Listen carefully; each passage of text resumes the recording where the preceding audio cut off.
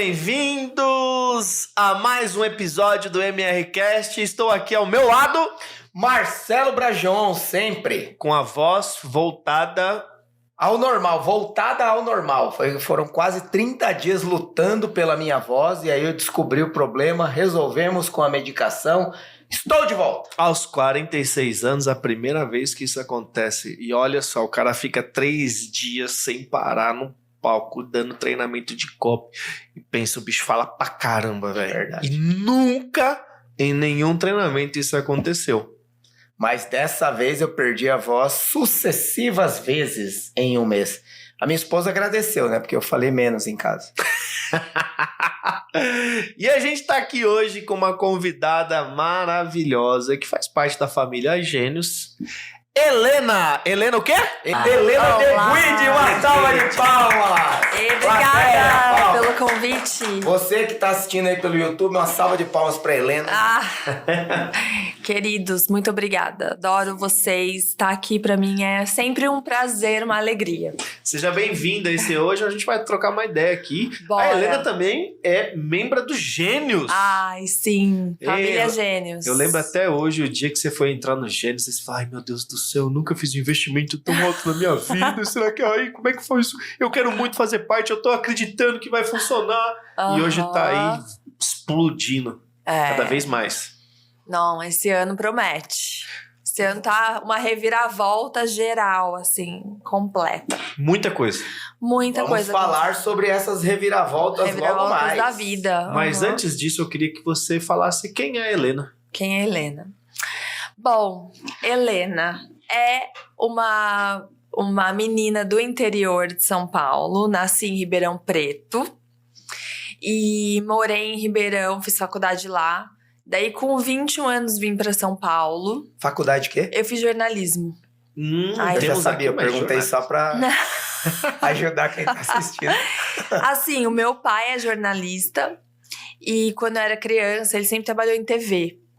Quando eu era criança, ele levava a gente na Globo, na TV Cultura, Legal. todas essas TVs maravilhosas. Eu e a minha irmã, a gente achou que, né, trabalhar em TV era muito legal. Na Globo lá na filial em Ribeirão. Não, aqui em São Paulo. Aqui em São Paulo? Uhum. Falando em Globo, um grande abraço ao Bruno Boni. Bruno Boni. Bruno Boni.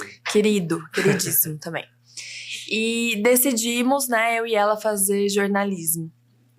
Então, trabalhei como jornalista, né, por um tempo. Chegou uma hora que eu falei, cara, não é isso que eu quero. Tipo, não sei, não é tanto assim que eu via que o futuro da profissão não tava legal. E realmente, né, hoje ser jornalista não é como antes, né? Mas eu queria mais. Aí, vim para São Paulo.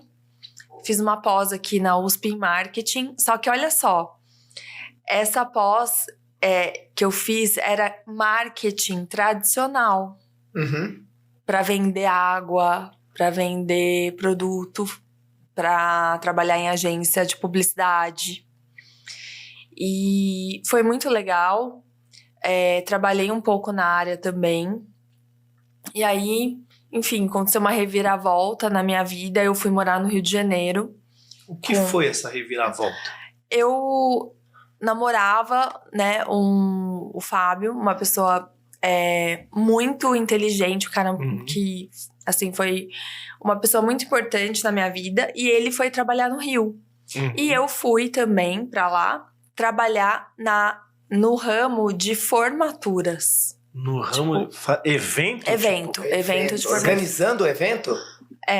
Como diria minha mãe, valha-me Deus. Exato. Você... Não organizava o evento, mas eu era a ponte entre o evento da formatura e a parte da fotografia da formatura. Não, eu falo isso porque... Você falava com o fornecedor. Eu falo valha-me Deus porque é excessivamente trabalhoso. Eu falo isso porque minha esposa lidou com eventos durante muitos anos. E evento, qualquer tipo de evento, mesmo um evento pequeno já dá muito trabalho. Imagina evento de formatura. E a gente tem eventos aqui. Aqui na MR a gente faz 6 eventos no ano. São 3 encontros dos Gênios, mais 3 da imersão. Que inclusive semana que vem, para quem tá vendo aqui, enfim, semana que vem tem Gênios. E eu tava falando agora mesmo com o meu time de evento que tá aqui. Falou, meu, tem que acontecer tal coisa, tá só faltando isso. E é um saco. É muita coisa. Imagina uma formatura de uma PUC. Milhares de pessoas. E aí você lidava com o fornecedor. Não, então, eu fazia a ponte entre a festa da formatura e a empresa de foto de formatura. Então, eu trabalhava para a empresa de foto de formatura. Entendi, tá. Mas trabalhava in-house de uma empresa que fazia a festa. Né? Literalmente uma reviravolta, né? Uma reviravolta. Aí você ficou lá no Rio de Janeiro por quanto tempo? 1 ano. Fazendo isso aí.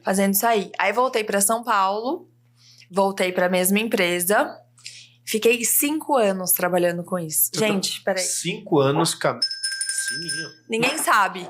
Trabalhei com formatura 5 anos. 5 anos. Cara, essa eu não sabia. Nem eu, Helena. Não, eu falo que eu não sabia porque eu sou amigo da Helena desde 2017.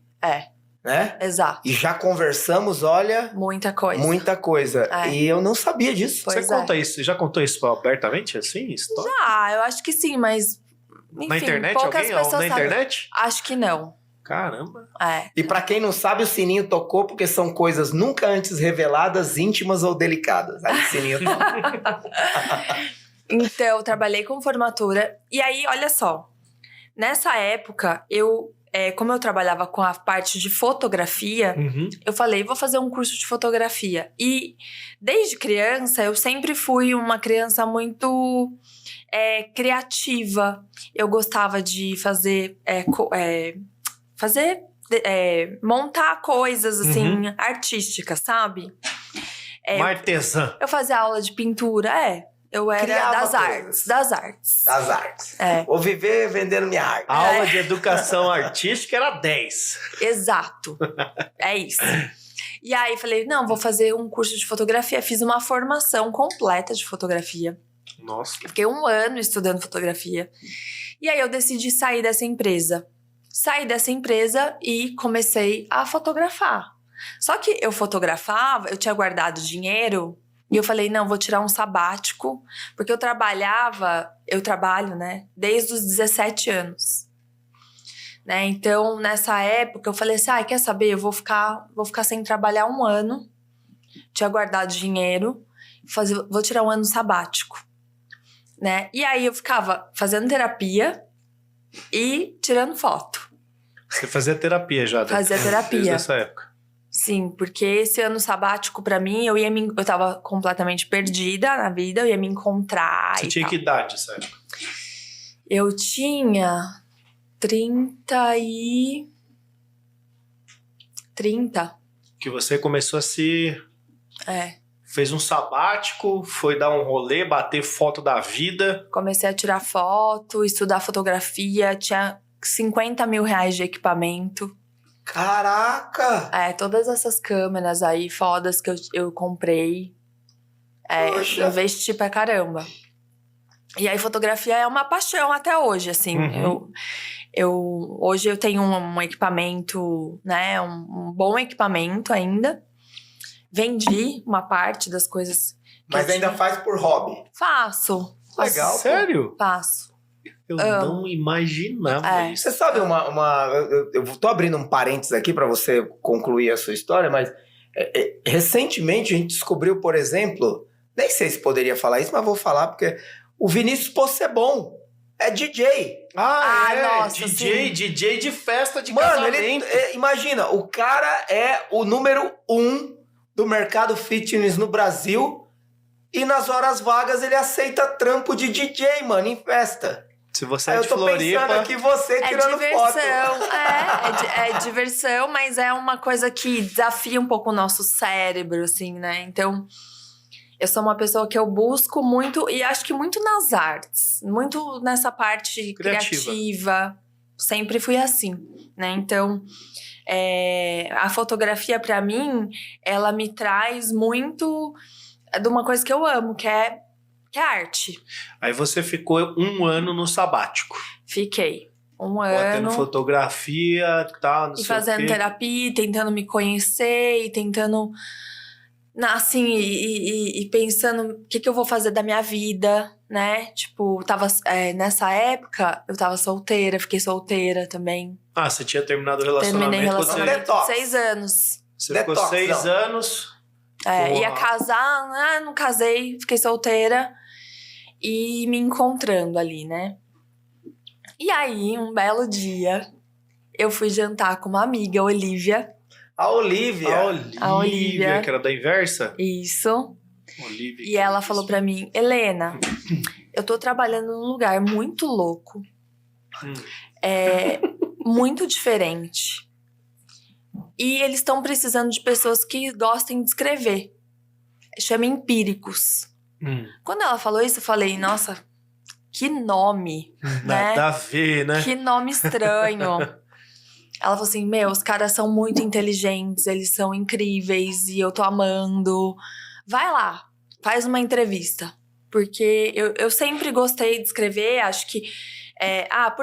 por que eu me tornei copywriter, né? Foi um acaso do destino, mas a meu favor, eu acho que foi uma vida, né, de muita leitura, porque meus pais sempre leram muito, então eu sempre tive o exemplo da leitura em casa. E gostava muito de escrever também. Ele tinha formação jornalística, que te dava um viés crítico, uma visão da realidade, uma interpretação de fato. Exato. Que é importante para quem lida com copy, né? Olhar para pessoas, entender o que mobiliza essas pessoas, qual é a palavra que você usa para chamar a atenção da... Isso é próprio de um jornalista. Né? E tem também essa questão de lead, né? Da manchete, do gancho. Tudo isso tem muito a ver com, né, a nossa big idea, né? Do mais importante. Eu já fechei jornal de TV. Quando você fecha um jornal, as manchetes, elas são grandes. O que é fechar um jornal? É quando você pega o que o apresentador vai falar e você edita, né? Você vai fechar aquele texto. Então, significa que... Você faz uma finalização. Uma finalização. Baseada em manchetes e desenvolvimento delas. Entendi. Então, o que o William Bonner fala lá sei lá... Boa noite. Uma tempestade, né? Deixou várias pessoas... Então, aquilo, ele tem que ser muito direto, tem que fazer a pessoa ter vontade de assistir o jornal. Nada mais é do que você chamar a atenção com uma ideia. Que, aliás, ele tá lendo TP. Tá lendo TP, sim. Mas o jornalista, ele tem, né? Ele tem que ter essa... vou chamar a atenção, vou atrair, né? Não é a notícia pela notícia. Porque na maioria das vezes não é ele que escreve, né? É alguém que escreve pra ele. É o editor do jornal. E aí, tem um lugar estranho chamado Empíricos. Bom, fui lá. Cheguei lá. Quem me recebeu foi o Beto Torelli. Fiz uma entrevista com eles. Né? Não fazia ideia do que era copy. E eles me pediram um texto de teste, né? E me deram uns exemplos, tal. Fiz um texto que, assim, eu tenho vergonha desse texto, porque é tudo menos um copy, né? E passou um tempo, eles me chamaram, né? Então, entrei sem realmente fazer ideia do que eu ia fazer lá. E aí é onde cai aquela palavra que a Olivia falou, eles são muito loucos. Porque, tipo, você fez um texto que provavelmente hoje, quando a gente contrata alguém num processo de gestão, eu como gestor, o que eu vou analisar quando contrata um copy especificamente falando? Se ele tem domínio de português, se ele tem domínio de raciocínio, começo, meio e fim, conclusão. Não, mas hoje também tem muitos cursos, né? Na época não tinha nada. Não tinha nada. Na nossa época era tudo aleatório, né? Eu me identifico muito com você, porque eu também entrei no universo do marketing digital e do copy, porque eu estava desempregado. E alguém me deu um emprego que chamava copy. Sim. A gente agarrou com unhas e dentes. Exato. E aí você fez o teste e eles te contrataram. Me contrataram, aí eu cheguei lá, eles me deram great leads. Lê aí. Se Se vira. Para quem não sabe, Great Leads é um livro que eu combino com a Helena, a gente considera um dos melhores livros de copy que já foi escrito por causa da simplicidade com que ele transmite os conceitos profundos e fundamentos de copy. E com exemplos, né, muito bons, assim, que eu acho que a maior dificuldade hoje de um copy, entender conceitos de copy... E fundamentos, né? Fundamentos são os exemplos, né? Porque é difícil você pegar exemplo de tudo quanto é lugar ali e compilar, né? Fazer uma curadoria. Então, esse livro... E é um livro que não envelhece, né? Não. Eu acho que esse também é um outro... Por exemplo, você tem lá um exemplo, sei lá, de 1940, mas a forma como o exemplo é detalhado, é dissecado, torna atual de você pegar um copy de hoje e conseguir olhar os mesmos elementos, os mesmos fundamentos funcionando hoje. Aí você fala, pô, realmente isso é uma matriz de fundamento de por que funciona o copy. Exato. Então, acho que isso é importante. E até hoje, assim, quando alguém... Por exemplo, eu tenho uma mentoria de copywriting e uma copywriter perguntou: eu preciso fazer uns reels aqui para público frio, não sei por onde eu começo. Cara, Great Leads. Exato. Pega lá os leads de público frio e desenvolve alguns reels em cima daquilo. Então, é um livro que traz, né, muitas respostas, né? E, enfim, li esse livro e aí comecei... E foi... uma coisa interessante, assim, que eu não entendia muito sobre investimentos também. Então, eu tinha duas coisas para aprender: investimentos e copy. E a minha chave mudou muito quando eu comecei a investir. Então, isso quando a gente está vendendo alguma coisa, né? É muito importante a gente ter feito aquilo. Sim. Né? Porque eu chamo isso de se misturar com o que faz. Se misturar com o que faz, exatamente. Porque senão você vai fazer por obrigação, por protocolo, porque tem que fazer. E sem entender realmente o que a pessoa do outro lado ali tá sentindo, tá pensando, né? Então foi isso, era uma época que 2015, não tinha curso de copy nenhum, assim. O Albertoni tava começando. Tinha Albertoni, tinha o Conrado Adolfo. O Érico, o próprio Érico. Mas não aprendi em curso. Né? Não tinha curso de copy. Não tinha um curso específico de copy.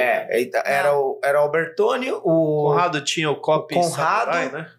O Henrique Carvalho tinha um simples, era um copywriting básico, né? E tinha a máquina automática de vendas. Máquina automática de vendas, Rodrigo que é do Polesso Bruno e do Piscinini. Mas assim, ó... Era por aí. Era.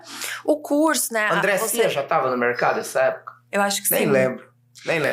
Mas é uma coisa que eu penso até hoje, né? Assim, o curso, ele vai te dar uma base, mas só a prática vai te dar a profissão, né? Então, a minha profissão de copy, ela foi conquistada muito no dia a dia mesmo. De escrever, errar, e acertar, e corrigir. E foi assim, eu tenho muito orgulho, sabe, da minha trajetória, porque não foi nada, né, meteórico, não foi nada, assim, rápido, né? Foi uma carreira construída devagar, porém muito sólida. E bebendo da fonte dos americanos, né? Que eram a Empíricos, né? Ela era metade de um grupo americano chamado Agora.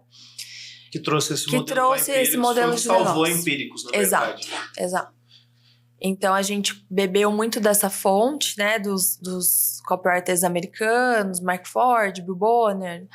a própria John Ford, né, que é o autor do Great Leads. E aí eu fiquei obcecada por copy. Obcecada, assim. Eu estudava... Eu só fazia isso. Você lembra o seu primeiro copy que você escreveu? Lembro. Foi um copy de um produto chamado Melhores Ações da Bolsa. E na época, né, quando Esse a gente era do Max? Era do Bruce, na época. Do Bruce. Na época, então, quando a gente falava de ações de longo prazo, né, que era o mote do produto, o primeiro nome que vinha era Warren Buffett, né? Que é aquele investidor americano que tem... Ele só compra ações, né? Ele nunca vende. Então, o copy foi sobre Warren Buffett, né? E era... eu lembro que era alguma coisa assim... Eu tenho em algum lugar aqui a headline do copy, né? Mas uma frase do Warren Buffett que era assim... Se você quer sentar na sombra, você precisa plantar uma árvore... Se você quer sentar numa sombra no futuro, você precisa plantar uma árvore hoje. E ele falava isso para você comprar ações hoje, para você ficar rico e sentar na sombra no futuro. Né? Mas assim, você já começou escrevendo um copy, uma carta de vendas, ou você começou escrevendo e-mails? Não, carta de venda já. Você não chegou nem a falar, não, começa escrevendo alguns e-mails aí só pra gente ver. Tá aqui o produto. Não, era tiro, porrada e como bomba. É que você fez esse processo, por exemplo, porque o especialista na época aí era o Bruce? Bruce Barbosa. E aí te falaram que você tinha que sentar com ele. Como é que foi o operacional mesmo da coisa ali, os miúdos? A gente tinha, né, a gente conversava bastante porque Empíricos naquela época tinha 50 pessoas. Era muito pequena, era uma família. Então, a gente tinha um relacionamento muito próximo com os analistas, né, de investimentos. Mas, assim, esse copy, especificamente, eu lembro que eu estudei o produto, né, e fiquei ali pesquisando, tentando achar uma ideia. Eu entendi, né, essa questão da ideia por conta... Aí, eles já tinham feito vários copies, né? Eu entrei depois do Fim do Brasil, pra você ter ideia. Então, a gente estudou e a gente meio que... Assim, eu fazia o copy, mas eu tinha pessoas muito boas ali pra corrigir, pra, né, melhorar. O próprio Torelli, né? Sempre foi essa pessoa guia, né? Sim, o Vitor, né, na época. E... Então... era maravilhoso porque a gente soltava um copy e como ninguém fazia, né? Tinha pouquíssimas pessoas vendendo investimentos para pessoa física e tinha menos ainda fazendo copy. Agora, você também, pelo que eu me lembro, você também foi a primeira mulher que entrou como copy na Empíricos. Eu e a Gica, a gente entrou no mesmo dia. Tá, pra ser copy. Pra ser copy. Depois a Gica foi pra outra área. Isso. Gica, beijo. Beijo, Gica. Helena, e aí soltou, foi pro ar esse copy. E vendia. E aí você, caraca! Vendia. Não é maravilhoso? Fala aí se você já teve essa sensação de escrever alguma coisa, colocar pra rodar, olhar e falar... Tá vendendo. Tá vendendo. Porque, pensa, eram as low hanging fruits, né? Eram as frutas de baixo ali. Então era só pegar. Não tinha ninguém fazendo. Eu não sei se vocês pegaram aí, mas eu quis puxar um pouco mais como é que foi o operacional ali da coisa, porque isso é um processo importante no desenvolvimento de qualquer oferta, de qualquer coisa que você vai construir para vender, né? Então, o que você fez? Olhando aqui a sua fala, né? Pô, eu fui e estudei o produto, pesquisei bastante, falei com o analista, só depois você foi começar a escrever. Ah, sim, não. Tem porque todo um processo antes. Exato, mas é um erro muito comum, principalmente o tempo hoje, ele é escasso, né? Galera, preciso de um copy para um lançamento para 15 dias. E aí o cara já sai escrevendo. Aí é onde você percebe, o Marcelo fala muito disso também, que é onde você percebe que o cara não é bom de copy. Não se começa escrevendo sem antes pesquisar. É 80% pesquisando, depois você desconecta e o negócio... Ainda que um cara que começa escrevendo, ele é até um pouco mais talentoso, porque a maioria trava, né? Total, mas é que às vezes o cara faz na pressão. Tem que fazer na pressão, tem que escrever, aí não, começa. Mas ele não pesquisou, não foi atrás, não debruçou em cima do produto, não sentou com o analista, não fez uma vasta pesquisa sobre o que é o produto no mercado, como o mercado vê, o que o mercado está querendo, o que as pessoas estão querendo referente àquele produto específico. Vamos falar um pouco sobre pesquisa, porque é um tema muito gostoso. Hoje, tem o ChatGPT. Sim. Né? Então, a gente... Que, inclusive, o Edipo adora. O Edipo adora. O Edipo adora. Tipo, é fãzaço. Edipo, o Edipo abraço usa o pra ChatGPT você. pra escrever copy, na verdade. Pra quem tá assistindo e não conhece, é o Edipo Tolentino que a gente tá falando. O Edipo Tolentino é copywriter, ele também é especialista em funil. É o Russell Brunson brasileiro. Exato. E ele tem algumas reticências com o ChatGPT, mas ele também usa o ChatGPT para escrever copy. Abraço, Edipo, qualquer coisa comenta aí. E a gente, um dia você vai vir aqui nessa mesa para gravar um episódio com a gente, contar qual é a sua relação com o ChatGPT. Aguarde o convite, viu? Ai, meu Deus. Pesquisa. Não, então... hoje o ChatGPT ajuda muito nessa parte de pesquisa. Sim, primeiro, ele é um eu mesmo estou desenvolvendo várias leituras de padrão de pesquisa por meio do ChatGPT. Nossa, maravilhoso. Isso, né, não tinha na minha época. Não tinha. No máximo, a gente tinha um gráfico em pizza ou em barras. Era você mesmo que tinha que pesquisar. Virar, Aí depois entrou um pesquisador, né?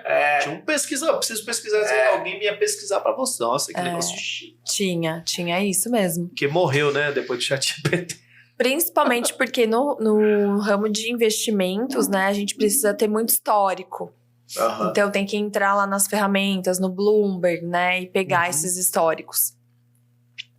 Mas enfim, hoje com o ChatGPT você consegue fazer uma pesquisa muito rápido, definir ali uma persona, né? Então, eu gosto até que o ChatGPT ele coloca nome, né, na persona, faz uma ficha. Então, começa daí, pra mim, o copy. Né? Você saber pra quem você tá falando. Sim. Né? E de preferência ter meio que a imagem dessa pessoa. Né? Então, é uma mulher, ela chama Laura, ela tem 40 anos, ela é separada, né? Ela tem um filho que ela sustenta sozinha. Então, você construir essa imagem, porque fica muito mais fácil você escrever para essa pessoa. Se você... porque aí depois você pode se imaginar na frente dela e o que eu tenho que dizer para essa pessoa querer ou acreditar no que eu tenho para oferecer que pode mudar a vida dela. Sim, exato. Né? Resumindo, é isso. E aí começa a pesquisa, né, da ideia, né, do que como você vai chamar a atenção da Laura. Né, pra ela parar o que ela tá fazendo ali, uma mulher super ocupada, e ouvir o que você tem pra falar.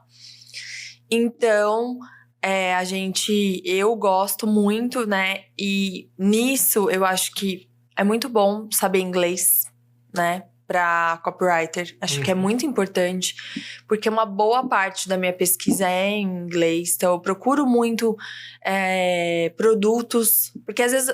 Por exemplo, ontem eu fiz uma reunião com uma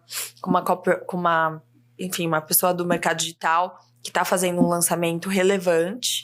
E a gente estava falando sobre a pesquisa do produto. E é um produto que ainda não tem no Brasil. Né? Então, ela falou para mim, mas onde que eu vou pesquisar? E aí a gente começou, vamos pesquisar nos Estados Unidos, vamos pesquisar copies antigos, né? É um nicho de arrecadação de recursos. Né, fundraising, né, que é um dos nichos maiores de copywriting nos Estados Unidos. Nossa. E que é também um dos mais difíceis de se escrever, né? Escrever para pedir doação é mais difícil que escrever para vender um produto. Exato. Porque a percepção emocional da pessoa é que ela tá dando. Mas nesse caso... Mas a sensação de recepção é mais baixa do que quando a pessoa paga por um produto que ela vai ter acesso. Exato. É de doação isso aí? É captação, né? Captação de recursos, né? Doação. Quem tem um copy muito bom é o Médicos Sem Fronteiras, né? Exato. Quem já assistiu aquele comercial do Médicos Sem Fronteiras? Que é, inclusive, baseado no episódio da pesquisa de Daniel Kahneman da Roquia. Isso, exatamente. As campanhas do Médicos Sem Fronteiras, do Acnur, são baseadas que as pessoas doam mais para ajudar uma pessoa do que uma multidão de pessoas. Porque a conexão emocional é mais direta. Exato. Então eles contam a história de uma criança, de um abandonado. E isso te emociona? Se falar assim, tem 1 milhão de pessoas passando necessidade, é um grupo aleatório, amorfo, não tem conexão com você. Então, se você quer conhecer mais, procura na internet história de Rokia, R-O-K-I-A. Aí vai ter lá todo o estudo que foi feito por Daniel Kahneman, e depois foi propagado por Robert Cialdini e outros peritos de comportamento humano, explicando por que a nossa mente humana age assim. Isso. Então é um nicho muito interessante, né? E poxa, onde você vai pesquisar sobre isso aqui? Não tem. Então tem que olhar lá fora, produtos lá fora, tem que olhar best-sellers. Que best-sellers foram escritos nesse nicho? Ali em best-sellers, por exemplo, livros best-sellers, cara, às vezes você consegue pegar a sua big idea do título de um livro. Sim. Você vai adaptar, né? Enfim, você vai mudar ali pro projeto. Mas é uma delícia essa parte de você ficar pesquisando, né? E agora eu achei um tesouro chamado ClickBank. Vocês conhecem? ClickBank. Eu já ouvi falar, mas não... Cara, não usei, então não conheço. ClickBank é um site americano de afiliados. É como se fosse a Hotmart. Isso. Só que o mercado americano. Isso. É uma grande plataforma. É uma grande plataforma, exato. Dentro dessa plataforma, eles têm os best-sellers de, enfim, produtos e com páginas de vendas. Então, só que são nichos, por exemplo, sobrevivência, tá? Lá nos Estados Unidos você acha produto de tudo. Trocentas. Mas por que aqui no Brasil esse nicho ainda não explodiu? Eu acho que é uma questão de tempo.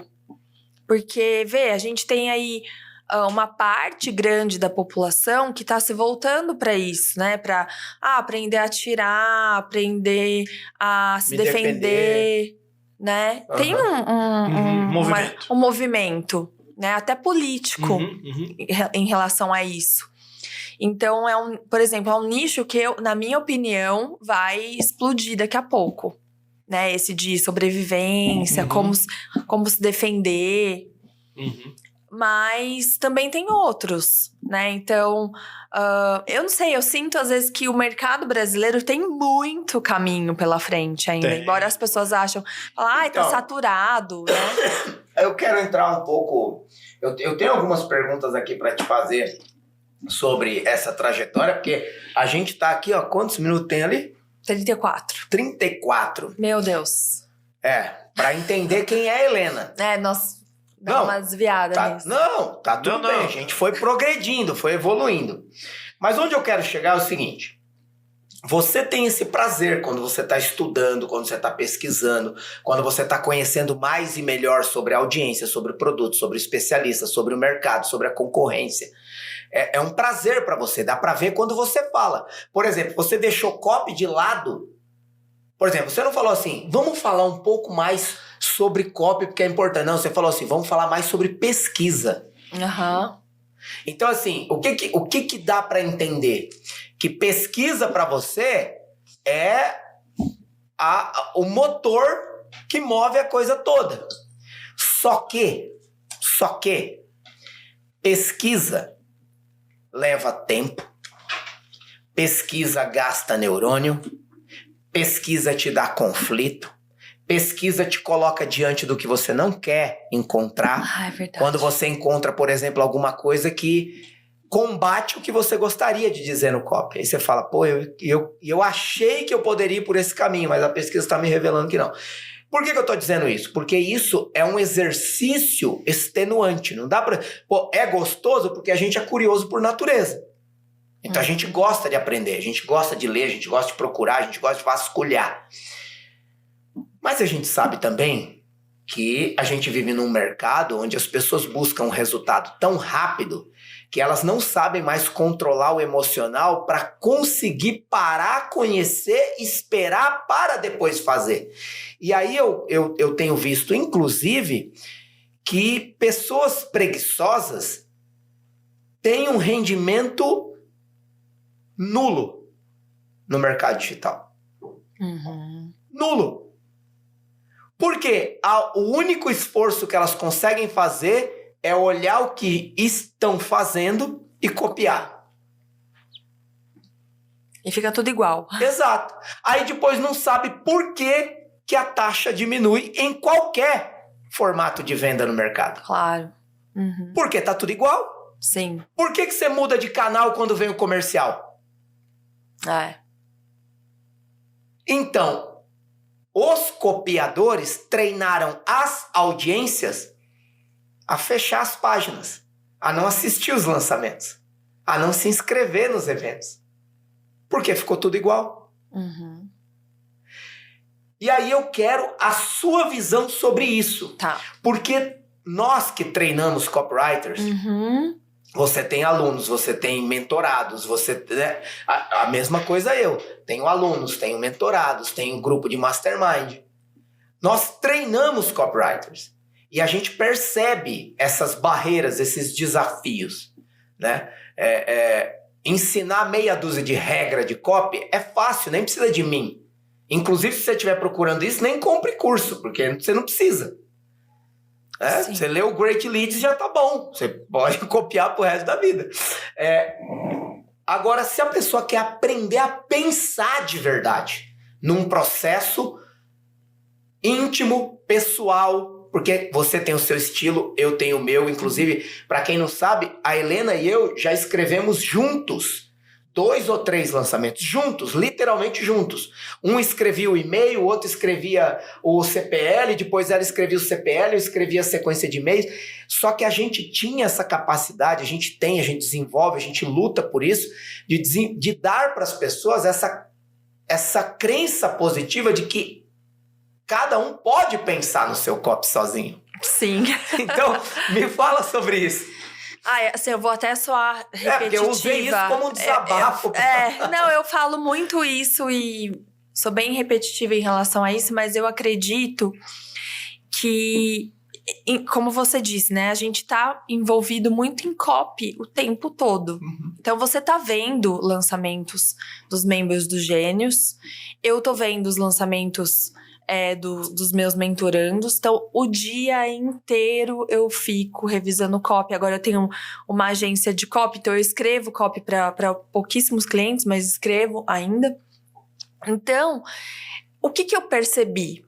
Que é isso. Tem os copiadores que fazem tudo igual e realmente fica tudo muito parecido. E tem as poucas pessoas que entenderam que o formato não importa mais tanto. Então, se você vai fazer um lançamento com 4 vídeos, se você vai fazer um lançamento ao vivo monstruoso no celular, é bom você saber. É óbvio que é bom, como copywriter, você saber esses formatos. Agora, o que realmente vai fazer a diferença no copy é a ideia. É o que vai fazer a pessoa parar o que ela está fazendo para ler o seu texto. E aí, aonde você vai encontrar essas ideias? Né? Então, o grande desafio do copywriter é esse. É ele, primeiro, ele entender que ele precisa parar, né? Então, tem aquela frase que eu esqueci de quem é, mas se eu vou cortar a madeira... Como que é? É o Lincoln. Eu vou passar... Não é Lincoln? Ai...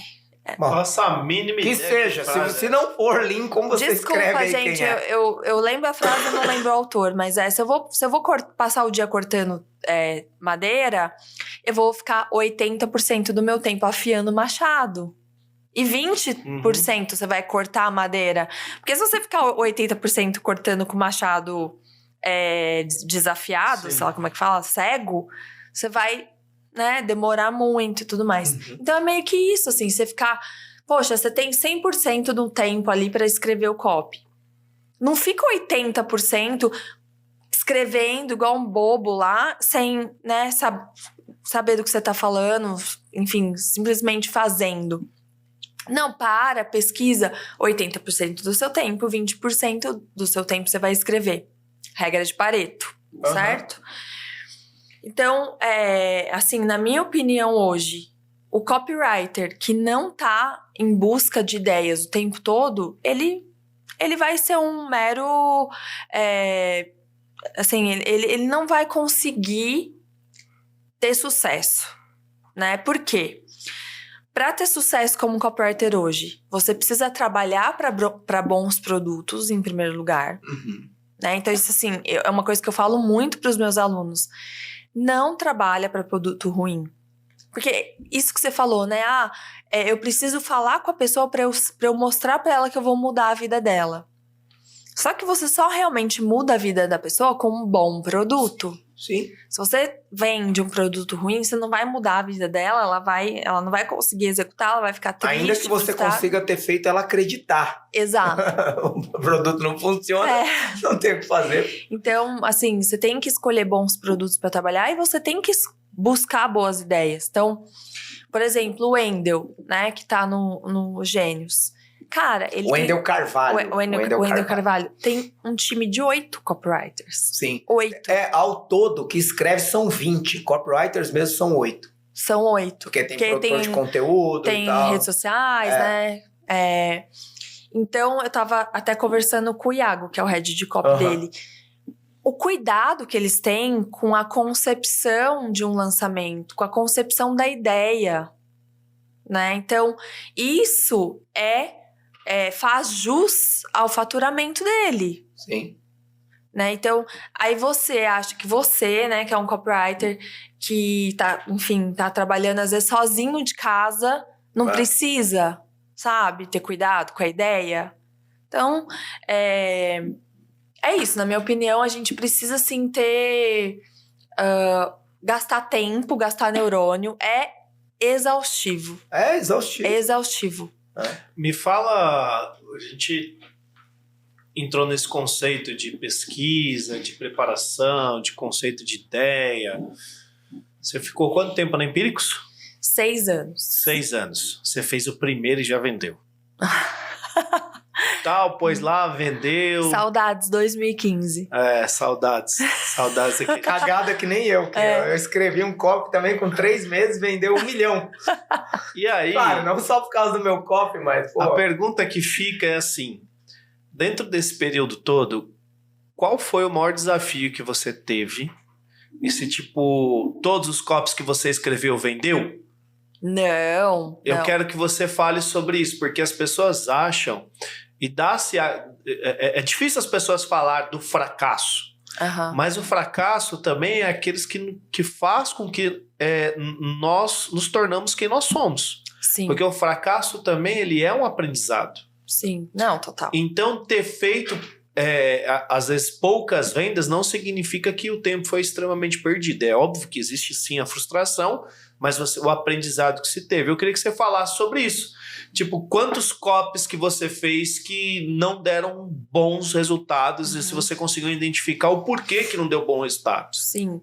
Olha, eu me considero uma copywriter de sucesso, já ganhei, né, mais de 7 dígitos com comissão. Ganhou o prêmio de copywriter do ano no Afiliados Brasil. Pois é. Surpreendentemente, né, sem saber que estava concorrendo. O melhor prêmio é esse, né? Você nem sabe que está concorrendo, não faz campanha para votar em você e ganha. E assim, eu devo o meu sucesso como copywriter a algumas características, mas uma delas é a resiliência. É saber que você vai errar. Você vai ter copy que vai, flopar, que as pessoas investiram dinheiro e não vendeu. Acontece, por quê? Porque o que precisa para um copy fazer sucesso? Muitas coisas, né? Tem muitas variáveis envolvidas. Então, você tem que estar falando com as pessoas certas, com a mensagem certa, no timing certo. Se qualquer uma dessas coisas não funciona, vai flopar seu projeto. Porque não é só o copy, né, que envolve um processo de venda. É só uma parte. É tráfego, a parte estratégica, é mandar o e-mail, o servidor, a parte operacional. Envolve... Pra tá o quê? O atacante, o copy é o atacante. Só que pra bola chegar até o atacante... Tem ali o meio de campo, tem a defesa, tem o técnico. A bola precisa chegar redonda, tecnicamente falando. Isso é crucial, porque o que a gente tem feito aqui, desde que a gente começou a falar de pesquisa, é desglamorizar essa visão de que se você juntar meia dúzia de palavras com uma pitada de gatilho mental, vai fazer a pessoa comprar. Você precisa de dinheiro, você Escreve umas coisas aí. Escreve umas coisas aí. Mas o que o Rodrigo falou, associado a essa desglamorização, e que não é negativa, muito pelo contrário, quem realmente quer ter resultado nesse mercado tem que enxergar a realidade de fato, tem um ponto que sim, são muitas variáveis, além do copy, que definem o resultado de um lançamento. Mas nenhuma outra variável permeia todas as outras fases como o copy. Então, sim, essa é uma coisa que ninguém pensa também. Por exemplo, o tráfego. Tem copy no tráfego. O e-mail. Tudo envolve a comunicação. Exato. Então, tudo que leva palavra tem copy. Então, às vezes, a pessoa está pensando no CPL, está pensando no vídeo de vendas, está pensando na carta de vendas, está pensando na página de vendas, mas está esquecendo as outras fases que antecedem a pessoa chegar ali e não está gastando o mesmo tempo e energia pensando em como escrever o melhor e-mail, a melhor mensagem, a melhor página de captura, mas daí em diante você continua. Inclusive, uma das coisas que eu tô obcecada agora é anúncio. Porque, assim, é muito, muito, muito importante e muda muito o jogo. Ninguém chega no seu copy sem agora, parte do... Pensa bem, copywriter que tá vendo a gente aqui. Quem nunca deixou o anúncio por último e fez rapidinho ali? Total. É exatamente isso que eu tô falando. Você gasta uma semana escrevendo um VSL e 5 minutos escrevendo o e-mail que vai levar a pessoa pro VSL ou o anúncio que vai levar a pessoa pro VSL. Sim. Aí a pessoa não vai pro VSL porque o seu anúncio foi ruim, o seu e-mail foi ruim e aí você não sabe por que não converteu. É porque não importa o quanto o seu copy é bom, se a pessoa não chegar lá, ela não vai comprar. Qual foi o copy que menos vendeu? O copy que menos vendeu, vai lá. O copy que menos vendeu, tipo assim, vendeu 5, vendeu 15, vendeu 30. Ou vendeu qual foi o meu maior erro? Cara, Que tipo, que mais te marcou assim? Fala, puta, esse aqui foi triste. Teve um que me marcou, não posso entrar tanto em detalhes. Foi na assim. Empíricos? Foi. Tá. Foi um lançamento, né, que eu escrevi. Que foi o ano da pandemia foi 2020, né? Começou em 2020. Foi... Pra nós, né? Pra nós. No mundo começou em 2019. Pra nós... Em 2020. Era no começo desse ano. E a gente prometia, assim, que o ano da pessoa ia ser o melhor ano da vida dela. E aí entrou a pandemia. Entrou a pandemia e, não, assim, claro, né? Não foi depois que entrou a pandemia, né? Mas, assim, a promessa ali já... morreu. Tava todo mundo morrendo de medo na época. E a gente tinha esse lançamento ali rodando e uma incerteza e foi ruim, né? Engraçado, né? Olhando assim, né, na minha percepção, se esse lançamento que você colocou que poderia ser o melhor do mundo fosse mais pro final do ano, porque a gente ficou praticamente mais de um ano em pandemia, né? 2021 que começou a baixar... Mas ainda ficamos em casa. Sim, sim. Se fosse ali finalzinho de 2020 para começo de 2021, esse copy, na minha visão, tinha explodido. Porque o que aconteceu dentro do mercado educacional utilizando marketing digital? Porque, querendo ou não, nós estamos no mercado de educação. Nós vendemos o quê? Educação. Utilizamos um marketing digital para vender educação. O nicho que nós trafegamos é o nicho de educação. O que aconteceu? Participo de Mastermind há bons anos, né? E aí eu lembro até que o Érico ia fazer o lançamento e tal. E tava todo mundo... E agora que a gente investe, vou tirar o pé. Eu lembro do Érico que falou, eu não vou tirar o pé, eu vou sentar o pé. Por quê? Porque... eu tenho um feeling e tá todo mundo conectado na internet. E aí foi quando os lançamentos, assim, foi estrondoso. Bombaram. Os números, os resultados começaram a explodir. Porque tava todo mundo em casa. Sim. Tava todo mundo focado aonde? Na internet. Ninguém desviava o olhar disso. Só que depois, hoje, os números estão... equalizados no número real. É o que no mercado financeiro a gente chama de ajuste, não é ajuste, né? Pô, esqueci o nome. Vai. Atrapalhei e esqueci o nome. Foi mal. Inclusive, até os números que as plataformas de pagamento, Hotmart, enfim, trouxeram. São números estrondosos, assim, na verdade, no meio da pandemia. Subiram um faturamento absurdo. Isso fez com que o nível de consciência das pessoas referente ao mundo online, que o Brasil estava vindo numa crescente de compra online. Meu pai nunca tinha comprado online. Meu pai tinha medo de usar cartão de crédito. Mas a pandemia forçou que todos voltassem a fazer o quê? Aquisição na internet. Isso. Para o nosso mercado, isso foi incrível. Sim. Então, o que a gente fez? Uma antecipação do que algo iria vir a acontecer no futuro para esse período. Então, a gente é como se fosse antecipar a receita, né? Trouxe para cá, a receita... Lembrei, é uma correção, né? A linha de correção, né? Quando um ativo tem uma queda muito grande, uma alta muito grande, espera que ele vai corrigir. E agora, quem começou naquela época bombando, hoje tá... O próprio, o Wendel, assim, o Wendel já vinha num trabalho, inclusive a gente vai trazer o Wendel aqui. O Wendel, ele vinha já num trabalho há muitos anos de desenvolvimento pessoal e tal, mas onde ele explodiu foi na pandemia. Isso explodiu de uma forma estrondosa. Sim. E é o que é hoje, claro, por todo o trabalho que já fazia de base, né? Eu sempre comparo ao jogo de futebol, porque quando você prepara muito bem a base, chega a hora de explodir, você está preparado, você voa. Se a base não está muito bem preparada, você vê jovens aí começaram no futebol e se perderam porque não tinha uma base bem feita. Não é base só técnica, mas a base estrutural, familiar, conceito, valores e várias coisas. Mas vendo isso, é importante que... Por isso que eu falo sobre essa questão. Se o time desse copy fosse um pouco mais para frente, todo mundo estaria nessa... Puta, esse ano vai, porque esse ano já foi uma bosta. Verdade, entendeu? Se fosse um ano depois... E o time, às vezes, é importante para a ideia. Ao mesmo tempo, você pode perder o time daquela ideia. A gente já perdeu o time de ideia. Nossa, inclusive na pandemia. Montamos uma ideia e aí demorou. Aí o lançamento com o cliente flopou, aí outra pessoa foi e fez exatamente a mesma ideia. E não dá para dizer que copiou, porque era a ideia que estava pairando. Tava ali no top of mind. Exato, porque o espírito da época, o momento, dizia que aquela era uma boa ideia. Então as pessoas mais sensíveis...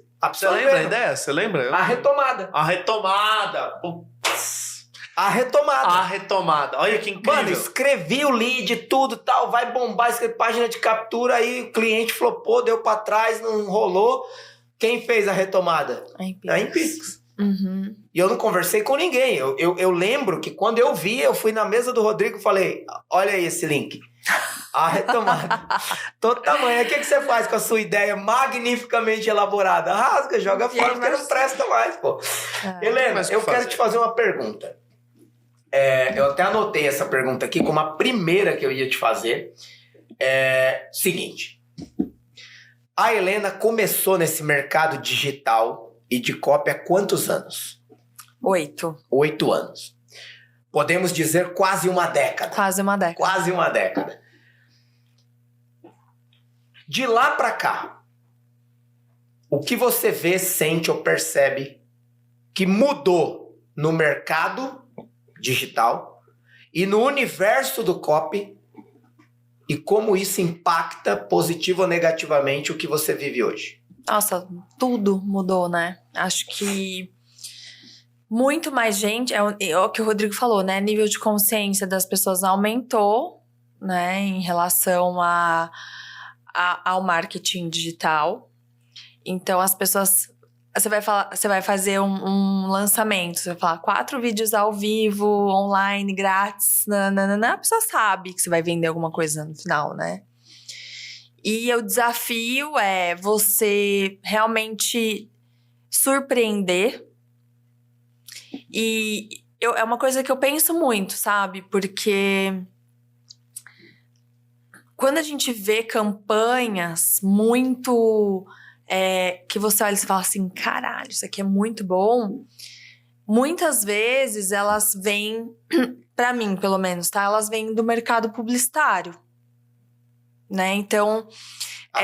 As propagandas memoráveis, né? Memoráveis, isso. Uhum. Então, eu acho que o marketing digital, nesses 8 anos, ele tá encontrando... Eu acho que vai chegar nesse ponto em que a gente vai ter que fazer campanhas memoráveis também. Embora seja mais rápido, né? Assim, você faz um lançamento, dura um mês, acabou, muda o disco, né? Beleza, quando você terminar, eu quero voltar nesse ponto aí do muda o disco, vai. Tá.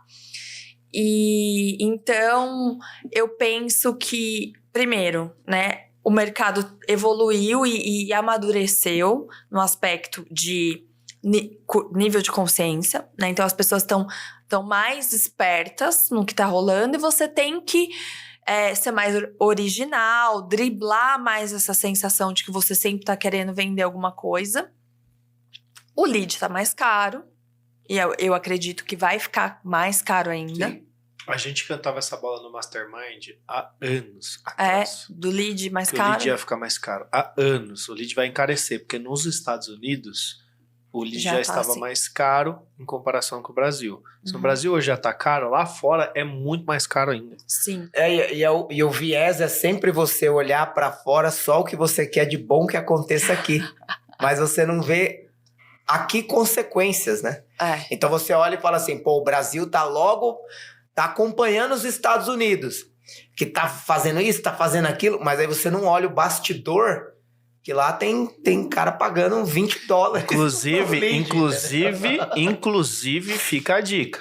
Se você está em algum nicho que você ainda tem um custo por lead, tipo de R$1, R$2, R$3, R$5, me chama pra trabalhar com você. Senta o pé, porque esse lead vai ficar mais caro. Sim, vai inviabilizar muitos negócios. Vai ficar. Tem gente que tá chorando, ele tá pagando R$2 no lead. Ah, mas é porque eu pagava 50 centavos. Amigo, senta o pé que o seu lead vai custar R$10. Mais cedo ou mais tarde. Para alguns nichos dentro educacional já chegaram esse custo. E se você ainda tá navegando nisso, senta o pé. Não tira essa comparação de 50 centavos para R$2. Não. R$2 é muito barato ainda. Acredita que isso vai mudar. Aproveita agora. Então, isso também faz com que o copy, né, tenha que ser mais criativo. Eu vi que vocês estão fazendo aquela estratégia de isca, né? De dar o e-book para tentar... Voltando aos primórdios. Né? Então, é isso. É meio que... o copywriter, ele tem que ter essa noção de negócio, né? Eu acredito também que muita gente do digital vai começar a migrar pro high ticket, né? Por conta desse lead mais caro. Mas até onde você acha que vai isso? Não sei. Até onde o mercado essa é aquele típico de pergunta aleatória de elevador, né? Tipo, que eu também não faço a menor ideia, mas quando você vê todo mundo fazendo high ticket, até onde vai? Não sei. Não sei dizer, mas eu acho que é impossível, assim...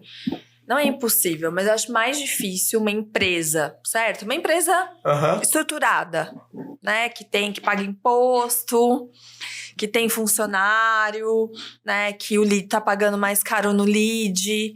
Uma empresa, né? Que tem ali as contas e que tem que ter uma certa...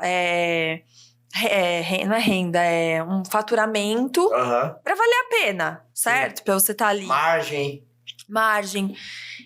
Pra mim, não, eu acho que no marketing digital, muitas pessoas vão ter que ter o high ticket pra conseguir fechar a conta. Ok. Até onde isso vai, não sei. Eu acho que tem pessoas que vão conseguir fazer high ticket e outras não, porque é uma entrega diferente, né? É uma entrega muito mais desgastante pro especialista, né? E nem todo mundo tá afim. Porque realmente, você vender um curso, você vai lá, faz um lançamento, entrega o curso, se a pessoa fez, se a pessoa não fez, você não tem muito poder sobre aquilo, né? Numa mentoria, num mastermind é diferente, você tá muito mais próximo ali, acompanhando e tudo mais. Então, eu acho que é uma tendência, né? E é outra coisa que eu tenho estudado bastante, que é copy, como vender produtos caros, né? E aí, complementando, não sei se você tem mais ponto para falar disso, você falou muito do que mudou no mercado, como isso impactou, mas o que mudou no copy? Porque você começou no copy numa época que tinha meia dúzia de copywriters, né? Tipo, algumas pessoas ainda nem usavam o termo, né? Tipo, eu trabalho escrevendo. Mas de lá para cá, né? Um monte de curso, um monte de gente treinando, formando, sendo formada, ou etc. O que mudou de lá para cá? Porque onde eu quero chegar com essa pergunta, e aí você vai para essa direção ou não, dependendo do que você quer responder, por que tem tanta gente formando copywriter, tanta gente necessitada de copywriter, e tão poucas pessoas empregadas ou tão poucas pessoas satisfeitas com os copywriters que tem? Eu juntei tudo numa pergunta só, mas desabafa aí, porque eu sei que a sua dor é a minha dor, e é a dor do Édipo Tolentino, que mais cedo ou mais tarde vai estar sentado aqui com a gente. Então, dor do cara que usa ChatGPT para escrever. Exato. A minha dor é que formar um copywriter demora. Né? Formar um copywriter é uma curva de aprendizado lenta, igual eu tenho 8 anos de carreira e eu ainda estou estudando, né? Como eu disse aqui, estou estudando high ticket, estou estudando anúncio. Então, bom copywriter, ele precisa ter essa curiosidade, sabe? Essa vontade de aprender e tal, e ser melhor. Eu acho que um bom copywriter hoje precisa saber estratégia, ele precisa entender, né, o negócio como um todo, e ele tem uma responsabilidade de não só vender, mas fazer isso de uma forma diferente, criativa, né, surpreendente. Nem todo mundo tá afim, né, de gastar neurônio. Então, eu acho que o problema hoje do mercado é que é muito mais fácil ser copiador, e aí o ChatGPT até vai trazer uma dependência para muita gente, né, que não vai conseguir escrever mais sem usar o robozinho, né? Mas é verdade, a pessoa fica completamente aliás, gente, eu quero... A pessoa fica preguiçosa. Fica preguiçosa, mas eu também... Eu ainda não fiz um teste apurado para saber se quando você usa o mesmo prompt... Vamos supor que 100 pessoas usem o mesmo prompt pedindo a mesma coisa. O ChatGPT repete? Percebe? Sim. Tipo, acho que sim. Exato. Então, você imagina quando eu vendo um pack de prompt para você. Aí 1000 pessoas compram o meu pack de prompt para fazer reels. Ou para fazer página de captura. Ou para fazer sequência de e-mail. O que você vai ter? Uma enxurrada de repetição. Pode não ser uma repetição, vamos dizer assim, 100% igual, mas vai ter uma semelhança tão grande que mais uma vez você vai anular aquela intervenção humana de criatividade única e vai lotar o mercado de repetição, de xerox. Eu quero colocar um raciocínio em cima dessa repetição aí. Tá, anota aí. Aí, eu falando disso, tem um ponto assim. A gente tava falando da dependência, né? Eu vejo também que nós estamos pensando pouco. A gente está pensando muito na velocidade com que o ChatGPT pode ajudar a gente a produzir alguma coisa, mas pensando pouco na utilidade funcional disso e onde eu quero chegar. Sexta-feira passada, não sei, alguns dias atrás, eu tava na Netflix e aí eu vi que saiu uma nova temporada de Black Mirror. Ai, não vi ainda. E é uma temporada que saiu 4 anos depois que o escritor parou de fazer qualquer coisa ligada a Black Mirror, que ele fez Black Mirror, depois fez Bandersnatch, se eu não me engano, era uma coisa mais ou menos assim, que era um filme que você escolhia os caminhos que tinha a ver com Black Mirror. E agora ele fez essa nova temporada que ele fala que é um pouco diferente, realmente eu assisti 2 episódios, é um pouco diferente da temática anterior, mas ainda joga temas polêmicos para a realidade. E um dos primeiros episódios que eu assisti lida exatamente com a disfuncionalidade da criação repetitiva por meio de inteligência artificial. E não só a criação repetitiva de texto, mas de imagem, de personagem. Por exemplo, um ator que apenas assinava um documento liberando o uso de imagem dele. Mas a imagem dele que aparecia no filme era toda criada em inteligência artificial. Qual que foi o problema? Uma cena do filme tinha algo que contrastava diretamente com o valor do ator. Ele falou, eu nunca faria isso. Eu nunca aceitaria esse papel, porque isso denigre a minha imagem. Mas você assinou aqui com a empresa que você vendeu o seu uso de imagem e a gente poderia criar o que quisesse, a cena que quisesse na inteligência artificial. Tá aqui, você não pode recorrer. Dane-se, você. Tá? Eu tô confabulando, viajando na maionese, já que a gente entrou no tema do ChatGPT, mas eu acho que é importante a gente assistir esse caso de Black Mirror ou pensar um pouco de forma mais crítica sobre a funcionalidade efetiva disso no tempo. Não estou dizendo para não usar e que não é funcional, muito pelo contrário. Eu estou implementando todo o meu método de copy, o sistema Ópio, dentro do ChatGPT. A questão é, o fato de eu usar, saber que é bom e funciona, não me tira a capacidade crítica de entender que em algum momento é preciso haver um limite. E essa é uma opinião minha, que pode não ser a sua, e agora eu abro aí. Usando até a metáfora que o Rodrigo usou, né, do copywriter ser o atacante, né, num time de futebol, ele vai ter que driblar. Total. Né? E driblar é isso, você... Tem que ter habilidade, né? Não depender... Quem lembra do Fred na Copa do Mundo, que o apelido dele ficou o quê? Cone. Cone. É o cara que não tinha habilidade pra driblar, pra fazer algo diferente. Sim. E aí, o que aconteceu com a seleção? Os gols não saíam. Porque a gente tem um cone parado. Gente, essa metáfora é boa, hein? E aí, quem tem a habilidade de mudar um jogo que às vezes tá muito amarrado, o técnico olha e fala, eu preciso desamarrar isso aqui. Eu tenho que tirar o cone e pegar alguém que tem habilidade individual para poder quebrar a barreira. Maravilhoso. E quebrar o ChatGPT e ser, né, original. Agora, só voltando um pouco na sua pergunta, eu queria trazer uma discussão aqui para vocês. Que é uma teoria que eu tenho a respeito dessa questão que você falou assim, as pessoas estão procurando copywriter e não acha, né? Sim. Ou não tá satisfeito com o copywriter que tem.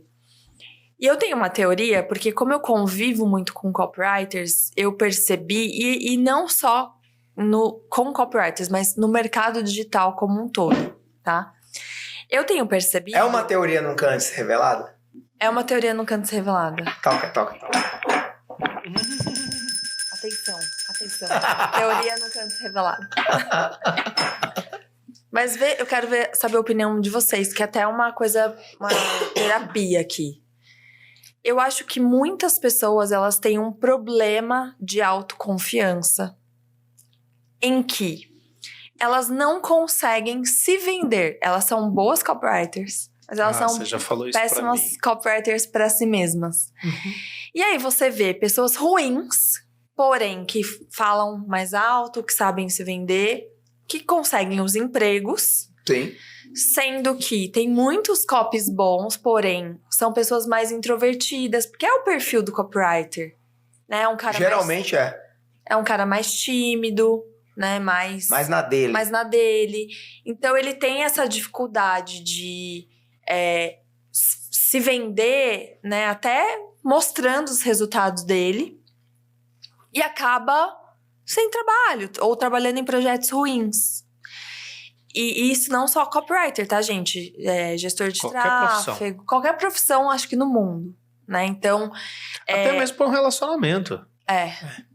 Então, vocês não estão vendo, assim, Total. uma crise de confiança muito, muito grande nas pessoas. Eu acho que a pandemia também ajudou, porque nas redes sociais parece que a vida de todo mundo é perfeita. Assim, que eu acho que você falou a palavra certa no final. A rede social. A pandemia fez que 100% das pessoas... Meu pai, eu vou usar o exemplo de novo do meu pai. Como ele chama? Antônio. Meu pai, ele não usava Facebook. Não usava nada. Pandemia fez com que ele usasse o Facebook. E aí, não tem como. O mundo começou a estar mais conectado às redes sociais. Foi uma explosão. Uhum. E a rede social em si faz sim com que você tenha comparação. Uhum. Isso é profissional, pessoal. Por isso que tem muitas pessoas entrando numa depressão mais profunda. Porque acha que a grama do vizinho é melhor que a dela, que tudo aquilo que ela faz é ruim, é errado. E aí o nível de comparação é muito maior. E eu não acho que é ruim você ter comparação. Você precisa sim comparar.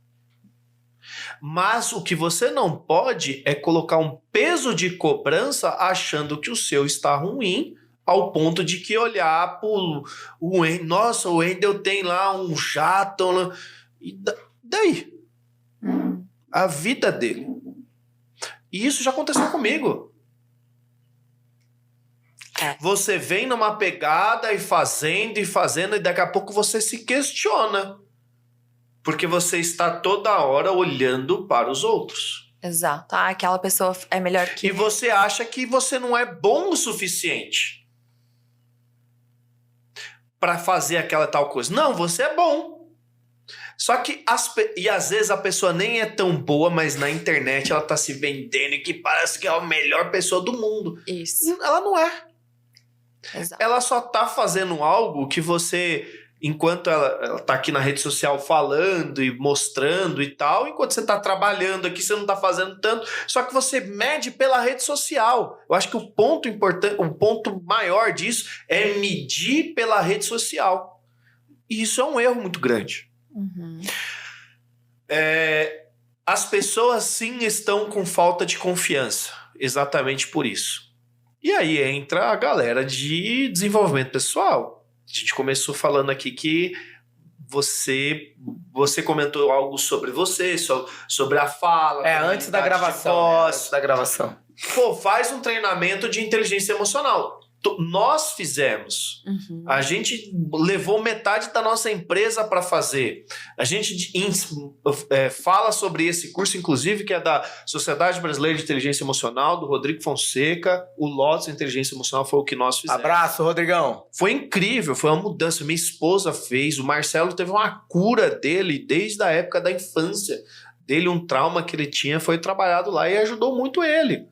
Então, esse tipo de coisa abre para outras realidades. As pessoas precisam ter isso.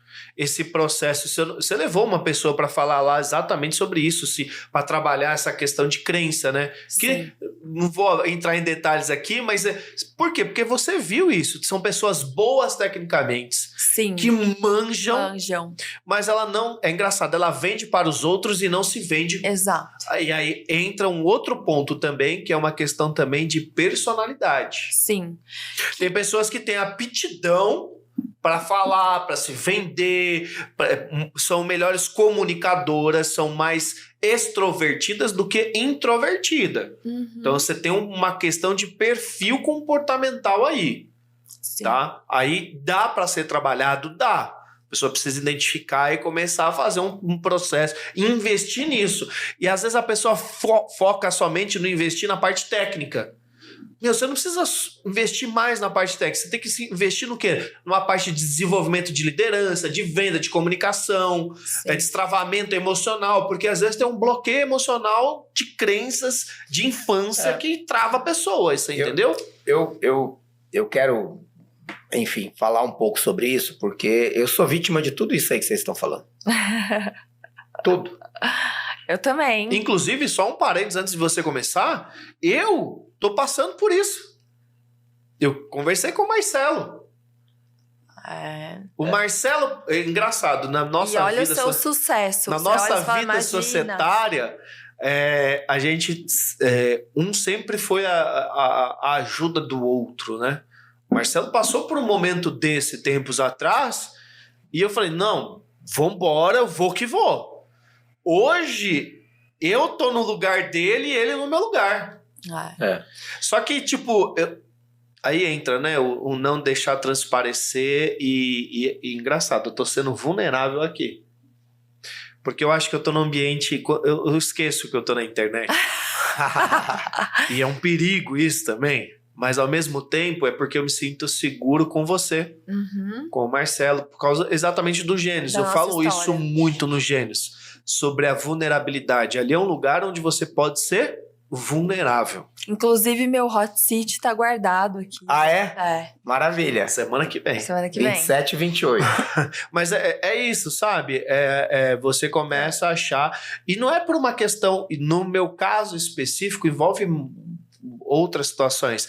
Mas, sim, a rede social tem uma influência gigante nisso. Eu quero falar um pouco sobre isso. Repito, né? Porque eu fui, em algumas coisas, ainda sou vítima disso. Por causa de inúmeras coisas, quem vai na imersão Copy Experience escuta a minha história nos mínimos detalhes, e a minha história é absurdamente marcante para mim mesmo, que já contei ela centenas de vezes.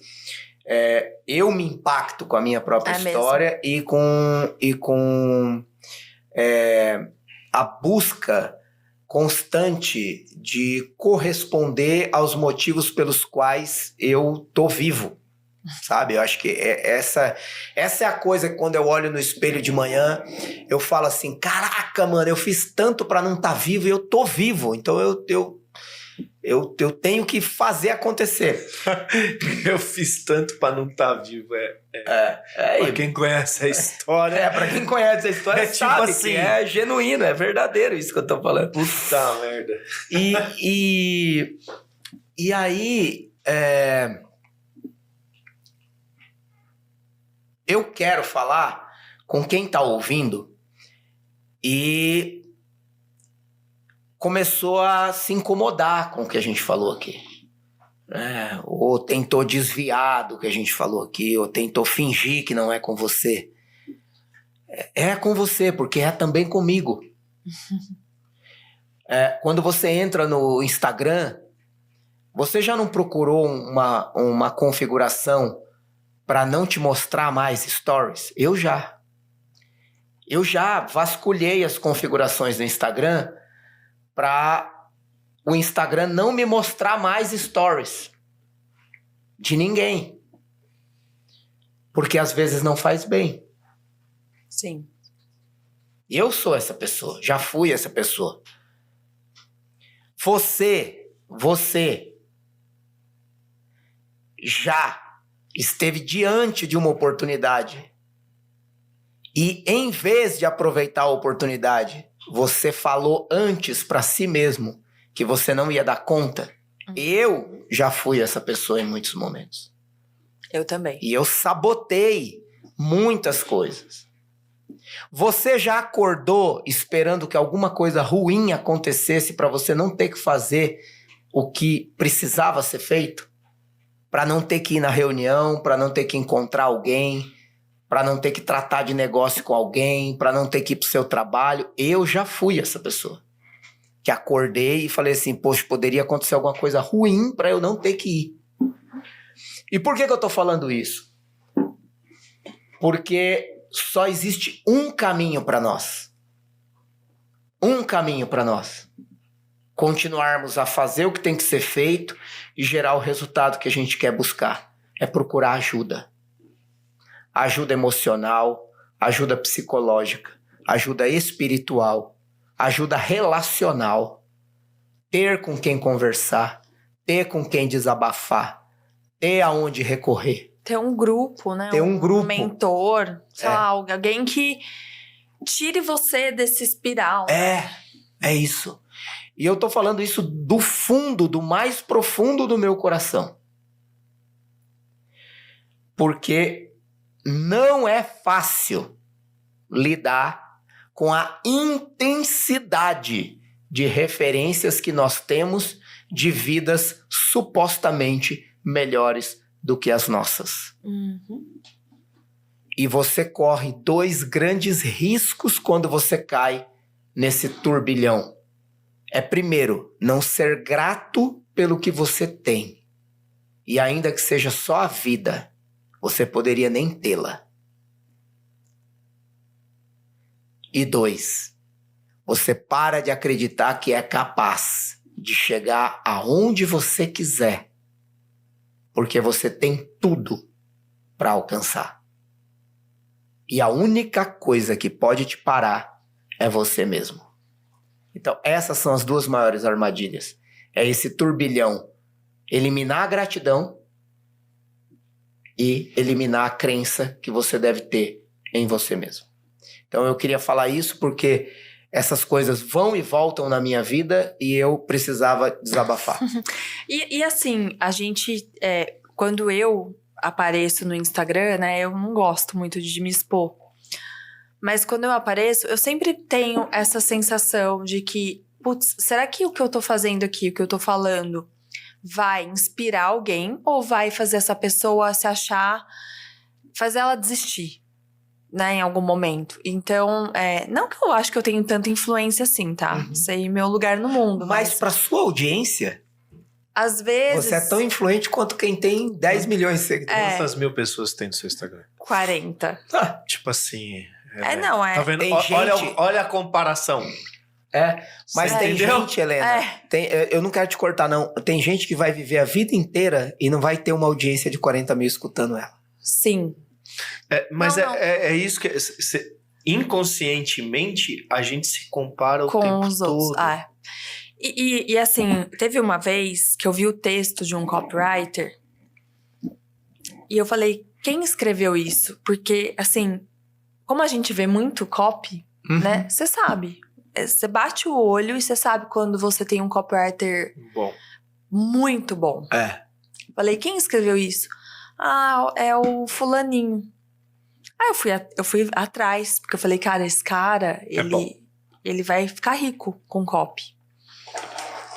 E é um menino que o Instagram dele, ele nem não tem nada. É inexpressivo. Ele não fala, ele trabalha lá da casa dele, né? Ele tá lá. Então, assim, olha, eu não sei, tá? O que se passa na vida dele, na cabeça dele, se ele já é rico com copy ou não. Mas eu fiquei pensando, cara, quantos caras desse tem? E tem muitos. Sim, em todas as áreas, não só em copy, né? Sim, porque tem muitas pessoas que são muito boas, não se veem como boas. E se escondem e não, enfim, não, né? Ficam ali quietinhas.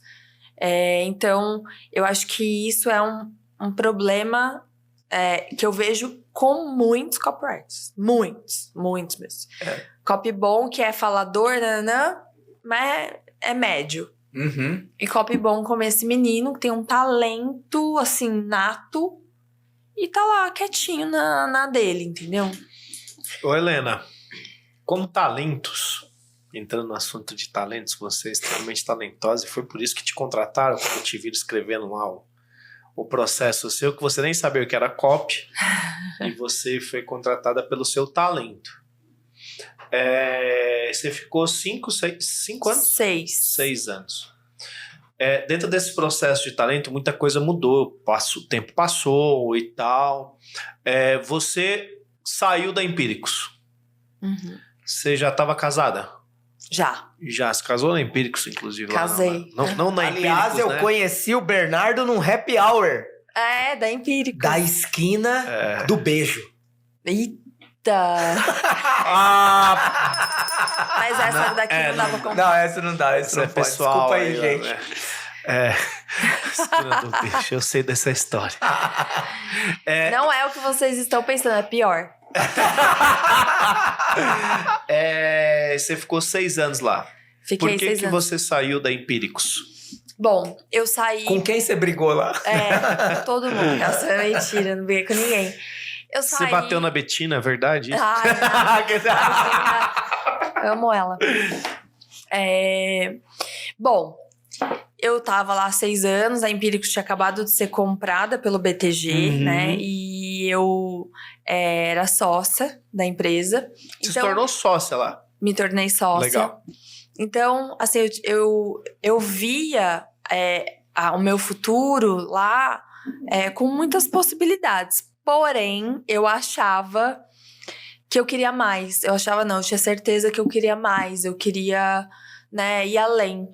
E num golpe do destino, né, eu fui almoçar com o dono de uma outra empresa do mercado financeiro. A gente se conheceu de uma forma despretensiosa. Ele estava procurando uma pessoa para tocar a área de copywriting da empresa dele, que era uma empresa até listada na bolsa, né? E ele me fez uma proposta irrecusável. Quando ele fez essa proposta, eu fiquei muito dividida, porque eu sempre amei muito trabalhar na Empíricos. Eu lembro, almoços com conversas sobre isso. Sobre isso, né? O ambiente eu te liguei pra pedir conselho, porque eu gostava muito de lá. O clima, as pessoas, eu amo até hoje, né? As pessoas que fazem parte dessa história. E seria muito triste, porque eu já tinha saído, eu fiquei 5 anos numa outra empresa. Quando eu saí dessa empresa, eu tinha uma família lá dentro e ela morreu. Eu não sei se já aconteceu isso com alguém. De você estar muito tempo num lugar, você sai e quebra. Parece que nunca aconteceu, Parece que nunca aconteceu.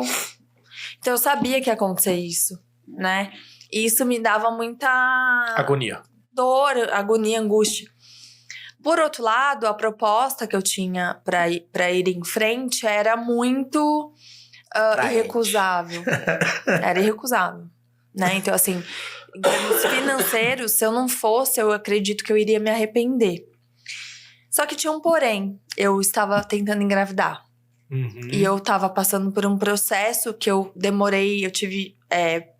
Eu demorei 2 anos para ficar grávida. E nesses 2 anos, foram 2 anos muito difíceis para mim.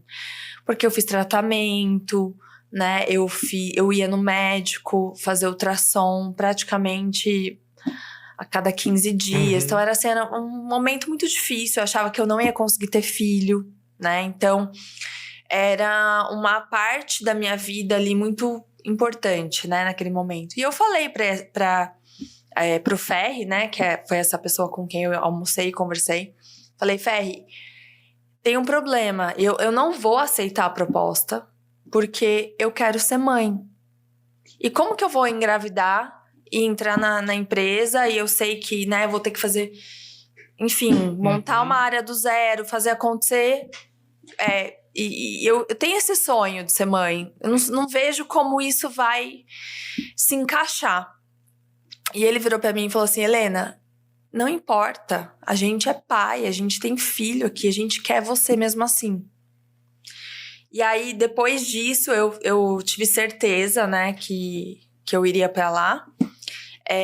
Mudei muito por conta dessa vontade de fazer algo novo, né? Então, eu seria head da equipe, eu teria uma equipe embaixo de mim. Eu tocaria a área de copy de uma empresa listada na bolsa, né? Então, um desafio muito grande que me atraiu, né? E aí, assim que eu mudei, eu fiquei grávida. Verdade. Eu mudei de trabalho, sei lá, virou uma chavinha. Acho que saiu o peso. Eu ia fazer uma FIV, né? Que é um tratamento de fertilização.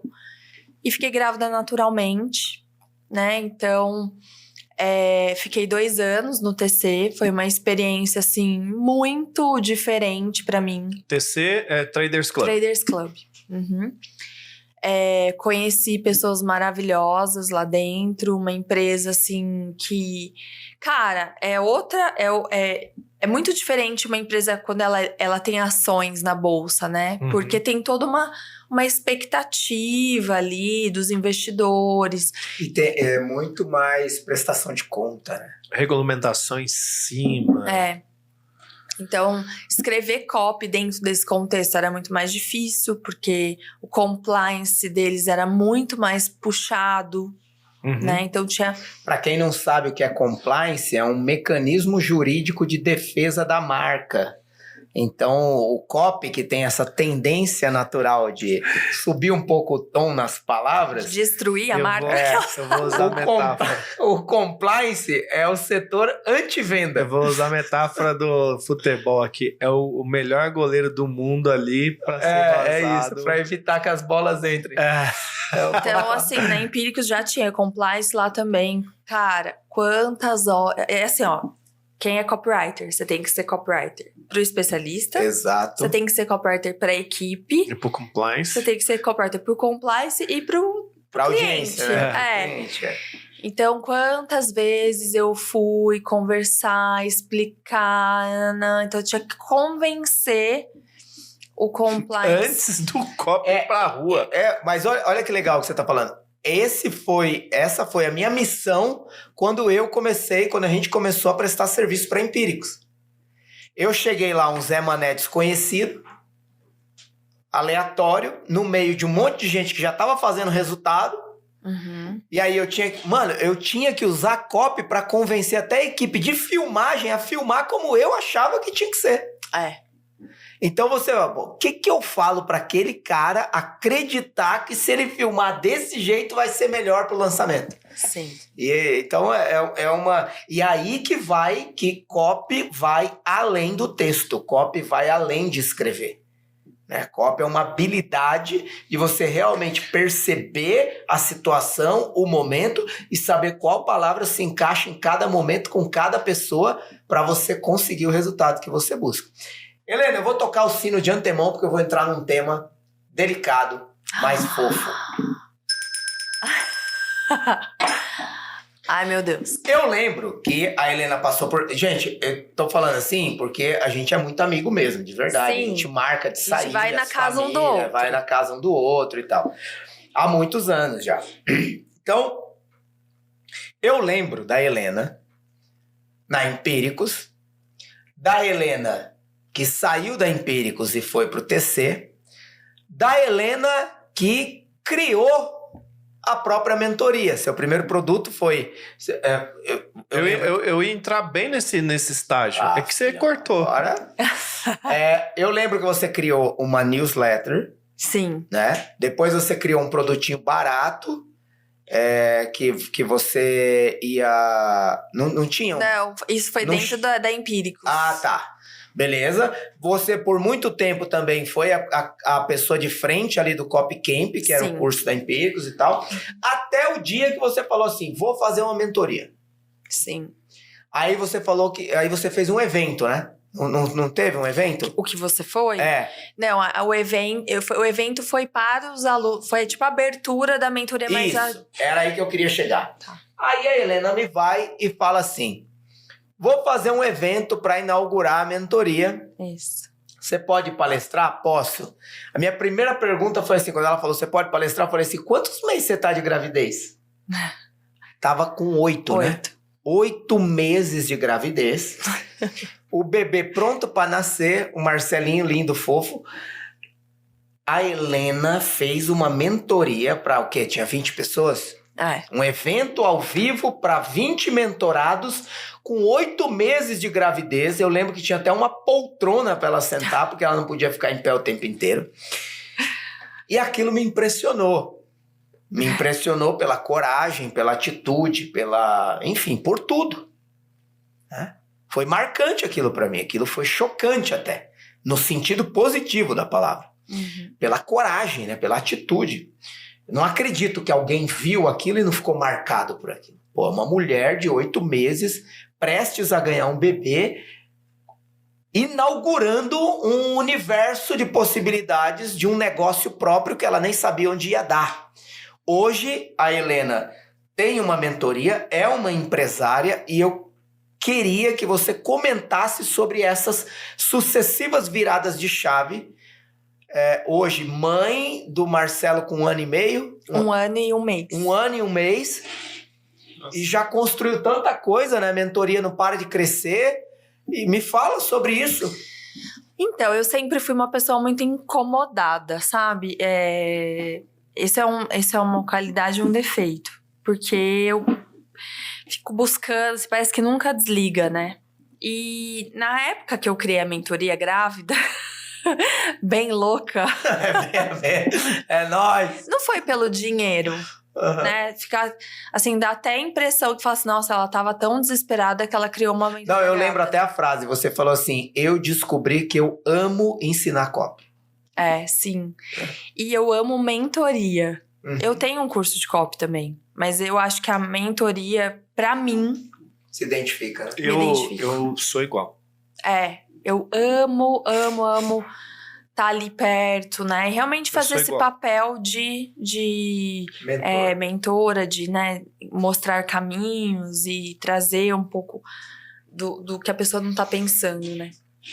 Então, não foi pela grana, claro, né? Ganhei já bastante dinheiro com os meus produtos, mas era um chamado. Eu queria muito, né, ter a minha própria empresa de copy. E no TC, quando eu negociei para ir pro TC, eu falei, eu posso ter meus produtos de copy? E eles falaram, desde que seja não concorrente com o nosso, sim. Então, eu passei um tempo pensando o que eu ia fazer. E assim, gente, é muito difícil você ter um trabalho CLT e ser especialista de marketing digital. E tá grávida, e assim, é meio louco, né, se eu pensar. Mas é o jeito que eu sou. Eu sempre tive 2 trabalhos na vida. Sempre. Nunca trabalhei num lugar só. Então, eu trabalhava num lugar, tirava foto. Fazia isso, fazia aquilo. Vendia, sempre tava vendendo alguma coisa. Vendia bolsinha, vendia biquíni, já vendi tudo que você pode imaginar. Porque é o meu jeito, né? Então, eu sou incomodada, sabe? Eu não consigo ficar lá trabalhando e volta pra casa e acaba, entendeu? Tipo, e fica sem fazer nada. Então, eu realmente criei a mentoria, porque eu conversei, não sei se eu lembro, não sei se foi com o Edipo que eu conversei, eu acho que sim, mas teve algumas outras pessoas que eu conversei e falei assim, cria um produto barato ou cria um produto caro? Né, eu fiquei nesse dilema por um tempo. E aí falaram pra mim, não, cria o produto caro primeiro. Então, criei a mentoria, custava 12 mil reais por 6 meses. E as pessoas que entraram lá, elas são cases até hoje. Elas realmente trabalham com os melhores especialistas do Brasil e ganham muito dinheiro. E isso me dava muita satisfação de estar ali do lado, né? De ajudá-los. E o evento, cara, você vai aprendendo, né? Se fosse hoje, eu nunca teria feito a mesma coisa, mas foi muito legal. A minha pressão subiu naquele dia, eu tava tendo uns picos de pressão. E a minha médica falou, vai pro PS. Eu não fui. O Bernardo me contou isso aquele dia. Então... O Bernardo é o marido da Helena. E aí depois o Marcelo nasceu super bem, depois disso, não aconteceu nada. Nasceu a hora que acabou o evento. Já pensou? Mas, enfim, eu tô me encontrando como empresária, né? Então, em abril, eu saí do TC pra tocar minha empresa. Em abril desse ano? Desse ano, faz 2 meses, né? Olha isso. Mas a empresa já existia, já existia, já. Mas agora, né, a gente tava conversando antes de começar, que eu tô olhando pro meu negócio, eu tô olhando o mercado e tô falando, tá, como que eu posso me encaixar aqui, né, fazer a diferença na vida das pessoas, mas ter produtos que fazem sentido, né, dentro do que a gente tá vivendo hoje.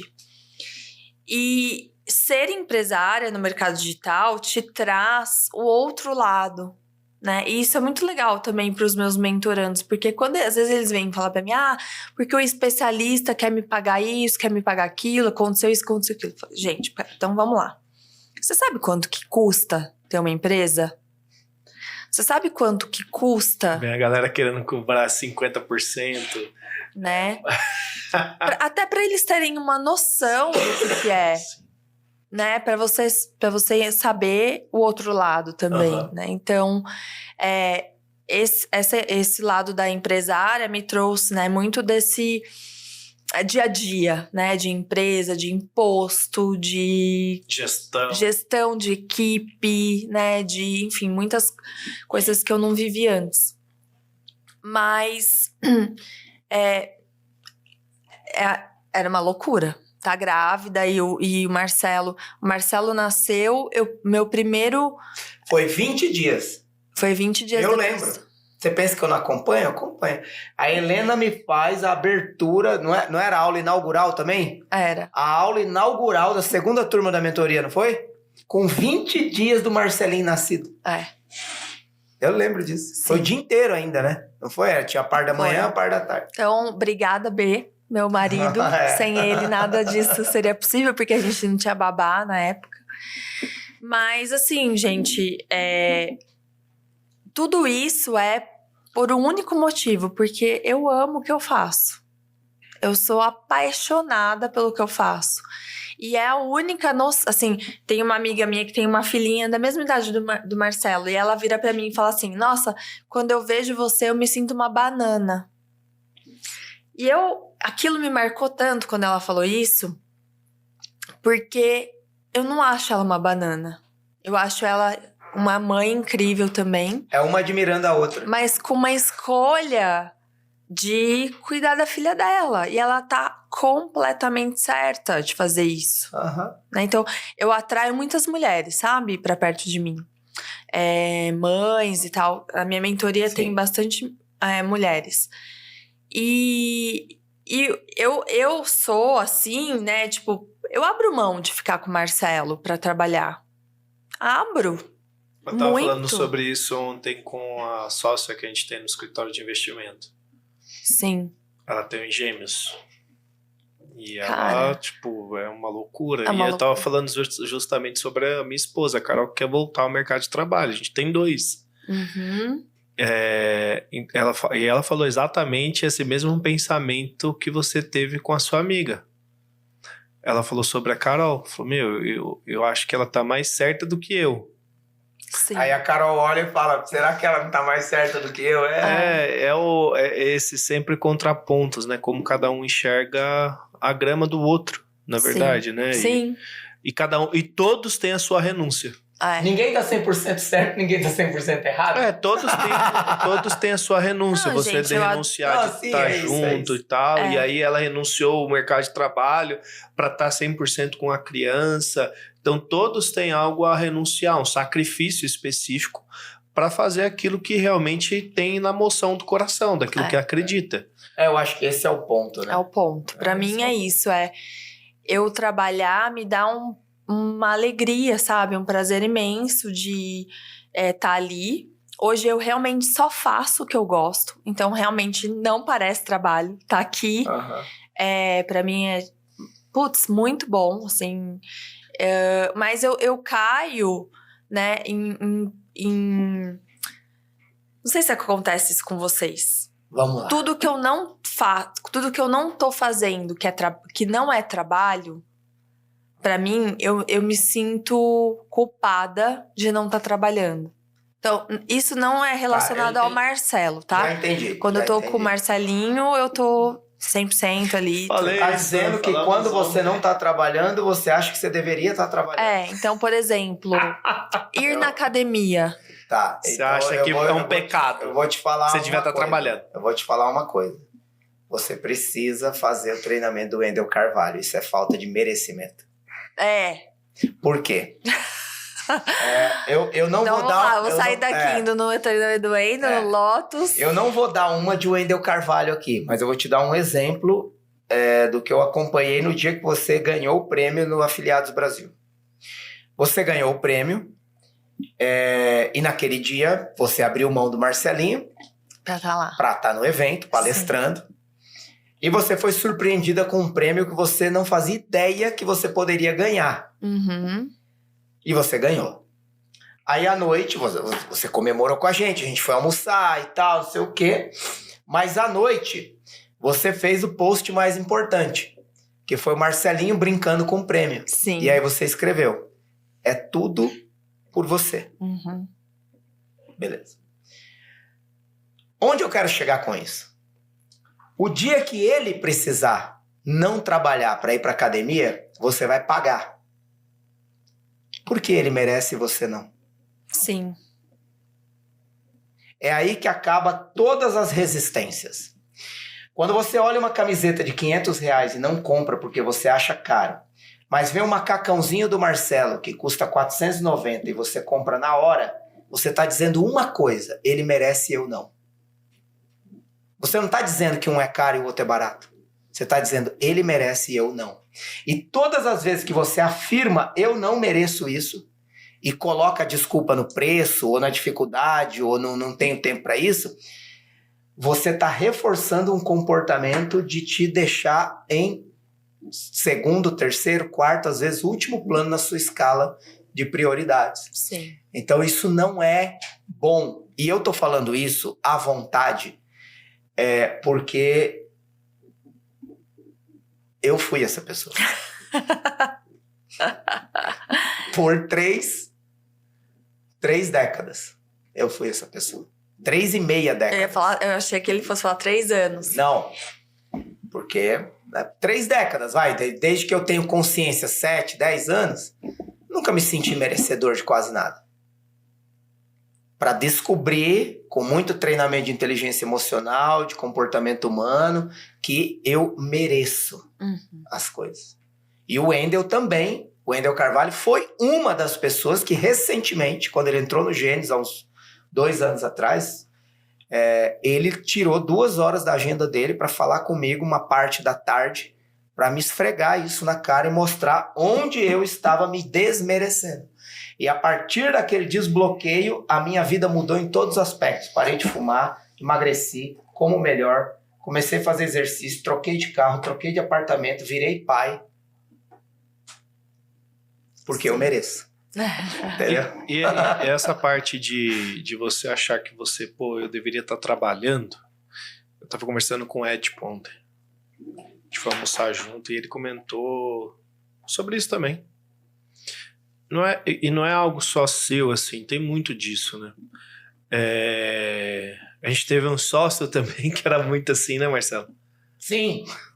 O Maurício. Vamos mandar um abraço aí. Maurício Fantasini, um abraço. Que é nossa amiga, padrinho de casamento e tal. Inclusive, a gente vai almoçar amanhã. 1h da tarde. E também tinha essa dificuldade. Falei, cara, às vezes se eu não tô fazendo tal coisa, eu acho que eu tô matando o trabalho. Mas aí vem de criação, de cobrança, de infância. Exato, não. Por isso que o treinamento... Muita terapia. Por isso que também o treinamento de inteligência emocional... fazendo.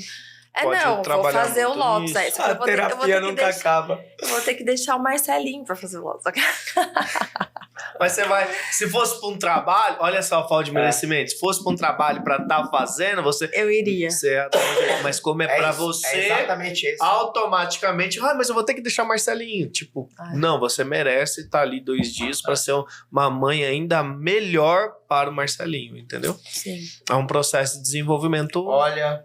A gente já tá se encaminhando aqui pros nossos finalmente. Mas eu queria entrar num assunto polêmico. Eita! Manda. Antes de terminar. Pode vir que eu aguento. Tem certeza? Tenho. Eu sei que você não pediu pra falar sobre isso, mas eu vou falar. Ai, meu Deus. Não tem jeito. E o Corinthians, meu? Acabou o podcast. Acabou. Tchau, galera. Clica aí, segue. Ai, tristeza. Que corintiana, fanática. Nossa, sim. É mesmo que vai no estádio, né? E o Santos, hoje é jogo do Santos e Corinthians. Só que é... Às 19 horas na Vila cedo, Belmiro. Né? Não sei se eu vou conseguir. E aí o Corinthians foi chegar no estádio, foi para Santos ontem, para dormir em Santos e tal, fazer a preparação lá e teve que voltar. Porque os torcedores fizeram um protesto gigante na torcida. E os caras não conseguiram descer. Um santista, um corintiano e um São Paulino. Não conseguiu descer do ônibus e teve que voltar. E como é que você vê aí seu time aí? Cara, tá difícil, né? Tá puxado. Quem o time tá vendo não tá aí, entrosado. Quem tá vendo a Helena... Será que chega de novo a segunda divisão? Fantasma? Não, isso não, vai. Quem tá vendo a Helena nessa classe toda, falando, toda... Gente, olha... Helena vai no estádio desde criança. Desde criança. E fico embaixo do bandeirão. Na época do Pacaembu, a gente ficava lá no tobogã, embaixo do bandeirão. Meu pai é São Paulino. Olha, mas nóis. Meu tio é corintiano roxo. Então, eu e a minha irmã, quando a gente era pequenininha... A gente via o amor dele pelo Corinthians e a gente falou, cara, doente, tem condições de ser doente. Mas que jeito péssimo de acabar esse podcast. Mas posso falar uma coisa que o Corinthians, ele me ensinou algumas coisas. Primeiro, que você pode trair qualquer pessoa, mas... o seu time você não trai. Tanto que é a fiel. O torcedor corintiano, ele é fiel. Né? A fidelidade, né, nos dias de hoje, nem sempre ela é real. Mas pro time, você vai morrer corintiano. Eu, pelo menos, vou. Né? O que você acha de tudo isso? Comenta aí. Mas, cara, é muito bom ser corintiano. É muito bom. Eu nunca vou saber o que é uma isso. Sensação. Obrigado, Deus. É uma sensação. Acho que eu vou ser por um mês só pra ver. Vai no estádio. Porque o estádio, né? A torcida. Eu nunca fui no estádio de futebol, pra quem não sabe. Eu também não. Pra assistir um jogo Pra assistir um jogo de futebol, eu nunca fui no estádio. O líder da torcida, maluco. Tiroso da pega. Então, a gente deveria ir, porque é uma sensação, assim, de... Não sei. Muito, muito boa. É diferente. Pertencimento. É o pertencimento, senso de comunidade. E tem um negócio o gatilho do efeito manada. Que é um perigo. Pra quem tá na torcida organizada. Principalmente na hora de um confronto. Sim. Helena, nesse finalmente, qual a sua mensagem pra quem tá te ouvindo? Como te encontra? Como te acha? Cara, eu sou péssima nessa hora das mensagens. Quem quer aprender com você? O que faz? Olha, qual é o seu propósito de vida nesse mundo, Helena? O que é a vida? Nossa Senhora! Bom, mensagem final. Acho que vou falar pra copywriters, tá? À vontade, você fala com quem você quiser. Deixa eu pensar. Não, acho que vou falar pra qualquer pessoa. Eu acho que, pra mim, a principal... o que a gente tem que desenvolver na vida, no marketing digital, é ter essa resiliência de você errar, né? De você tá num caminho que você não quer e mesmo assim você continuar no outro dia, né? Errei, fiz uma cagada, ou meu copy não vendeu, ou enfim, seja lá o que você fez de errado, qual o problema. Vou falar ali naquela câmera agora. Seja o que você fez de errado, o que aconteceu de ruim na sua vida, saiba que amanhã é outro dia, né? E que você pode começar de novo. Então, assim, uma mensagem bem manjada, né? Mas faz muito sentido na minha vida que todas as vezes que eu tive problemas, errei, eu consegui no outro dia tá ali novamente. Faça chuva, faça sol, né? E pra quem quiser me encontrar, meu Instagram é @copy, C-O-P-I, guide. Meu sobrenome, gente, é italiano, é De Guidi. Mas eu fiz essa brincadeira tem até com isso, a né? palavra. Tem que falar De Guidi, não é De Guidi, é De Guidi. E fiz essa brincadeira aí com a palavra em inglês, né? Que é guia. e é o Copy Guide. Tenho um canal no YouTube, tenho, enfim, uma mentoria, um curso de copy também, que não tá aberto, mas enfim, a minha mentoria tá aberta. Vai ser um prazer receber você lá. Então, se você assistiu esse podcast, me manda um DM, tá? Me fala, vi você no podcast do DMR, foi muito legal, tal. Ou, nossa, achei uma bosta. Alguém sempre fala. Sempre tem os chatos, né? Sempre Mas se você quiser ser chato, não tem problema. Vai ser chato que eu converto você. Converto você, isso. E é isso. Obrigada pelo convite de novo. Uma honra. Muito feliz de estar aqui. Vocês sempre... Putz, eu achei que ia ser muito tempo, mas deu, né? Pra falar bastante coisa. Ainda tinha assunto. Eu tenho um negócio antes, só pra terminar aqui, pra te fazer a pergunta sobre o que é participar do Gênios pra você. Ai, eu amo participar do Gênios. Acho que é um grupo... O que mudou, né, na verdade, também. Nossa, assim,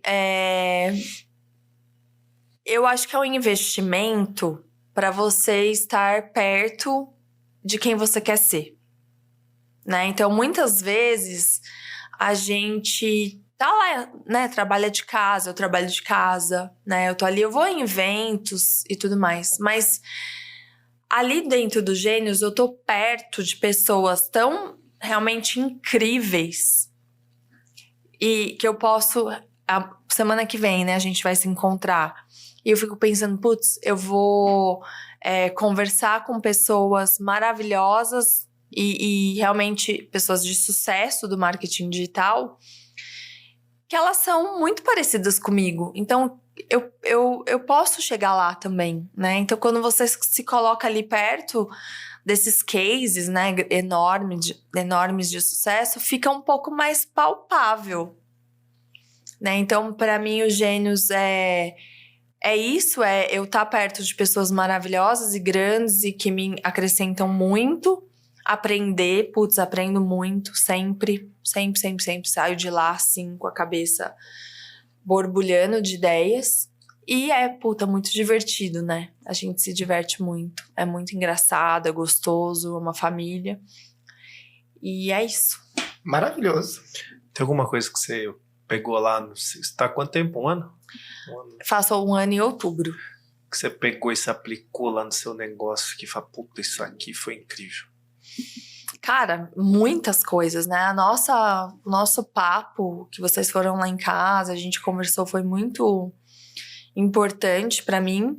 Mas eu acho que agora, nesse momento, que eu tô num momento completamente novo, eu acho que eu vou ter muitos insights pra aplicar realmente, assim, que eu não tô dividida mais, né? Eu tô só na minha empresa. Mas tive muitos... eu não tô lembrando aqui, assim, de uma coisa que eu fiz. Não sei, me pegou de surpresa. Mas foi muito bom, sempre muito bom. Muito bom, foi incrível esse bate-papo aqui com a Helena. Gratidão por ter vindo. Gratidão. Se você ainda não segue a Helena, siga a Helena. Se você ainda não é inscrito no raio desse canal, você tá de brincadeira na tomateira. E aí, se não segue nós, aí mano, nem volta. Pior ainda. E se você é corintiano, meus sentimentos. Tamo junto, um forte abraço e é nóis! Valeu! Valeu! Muito bom!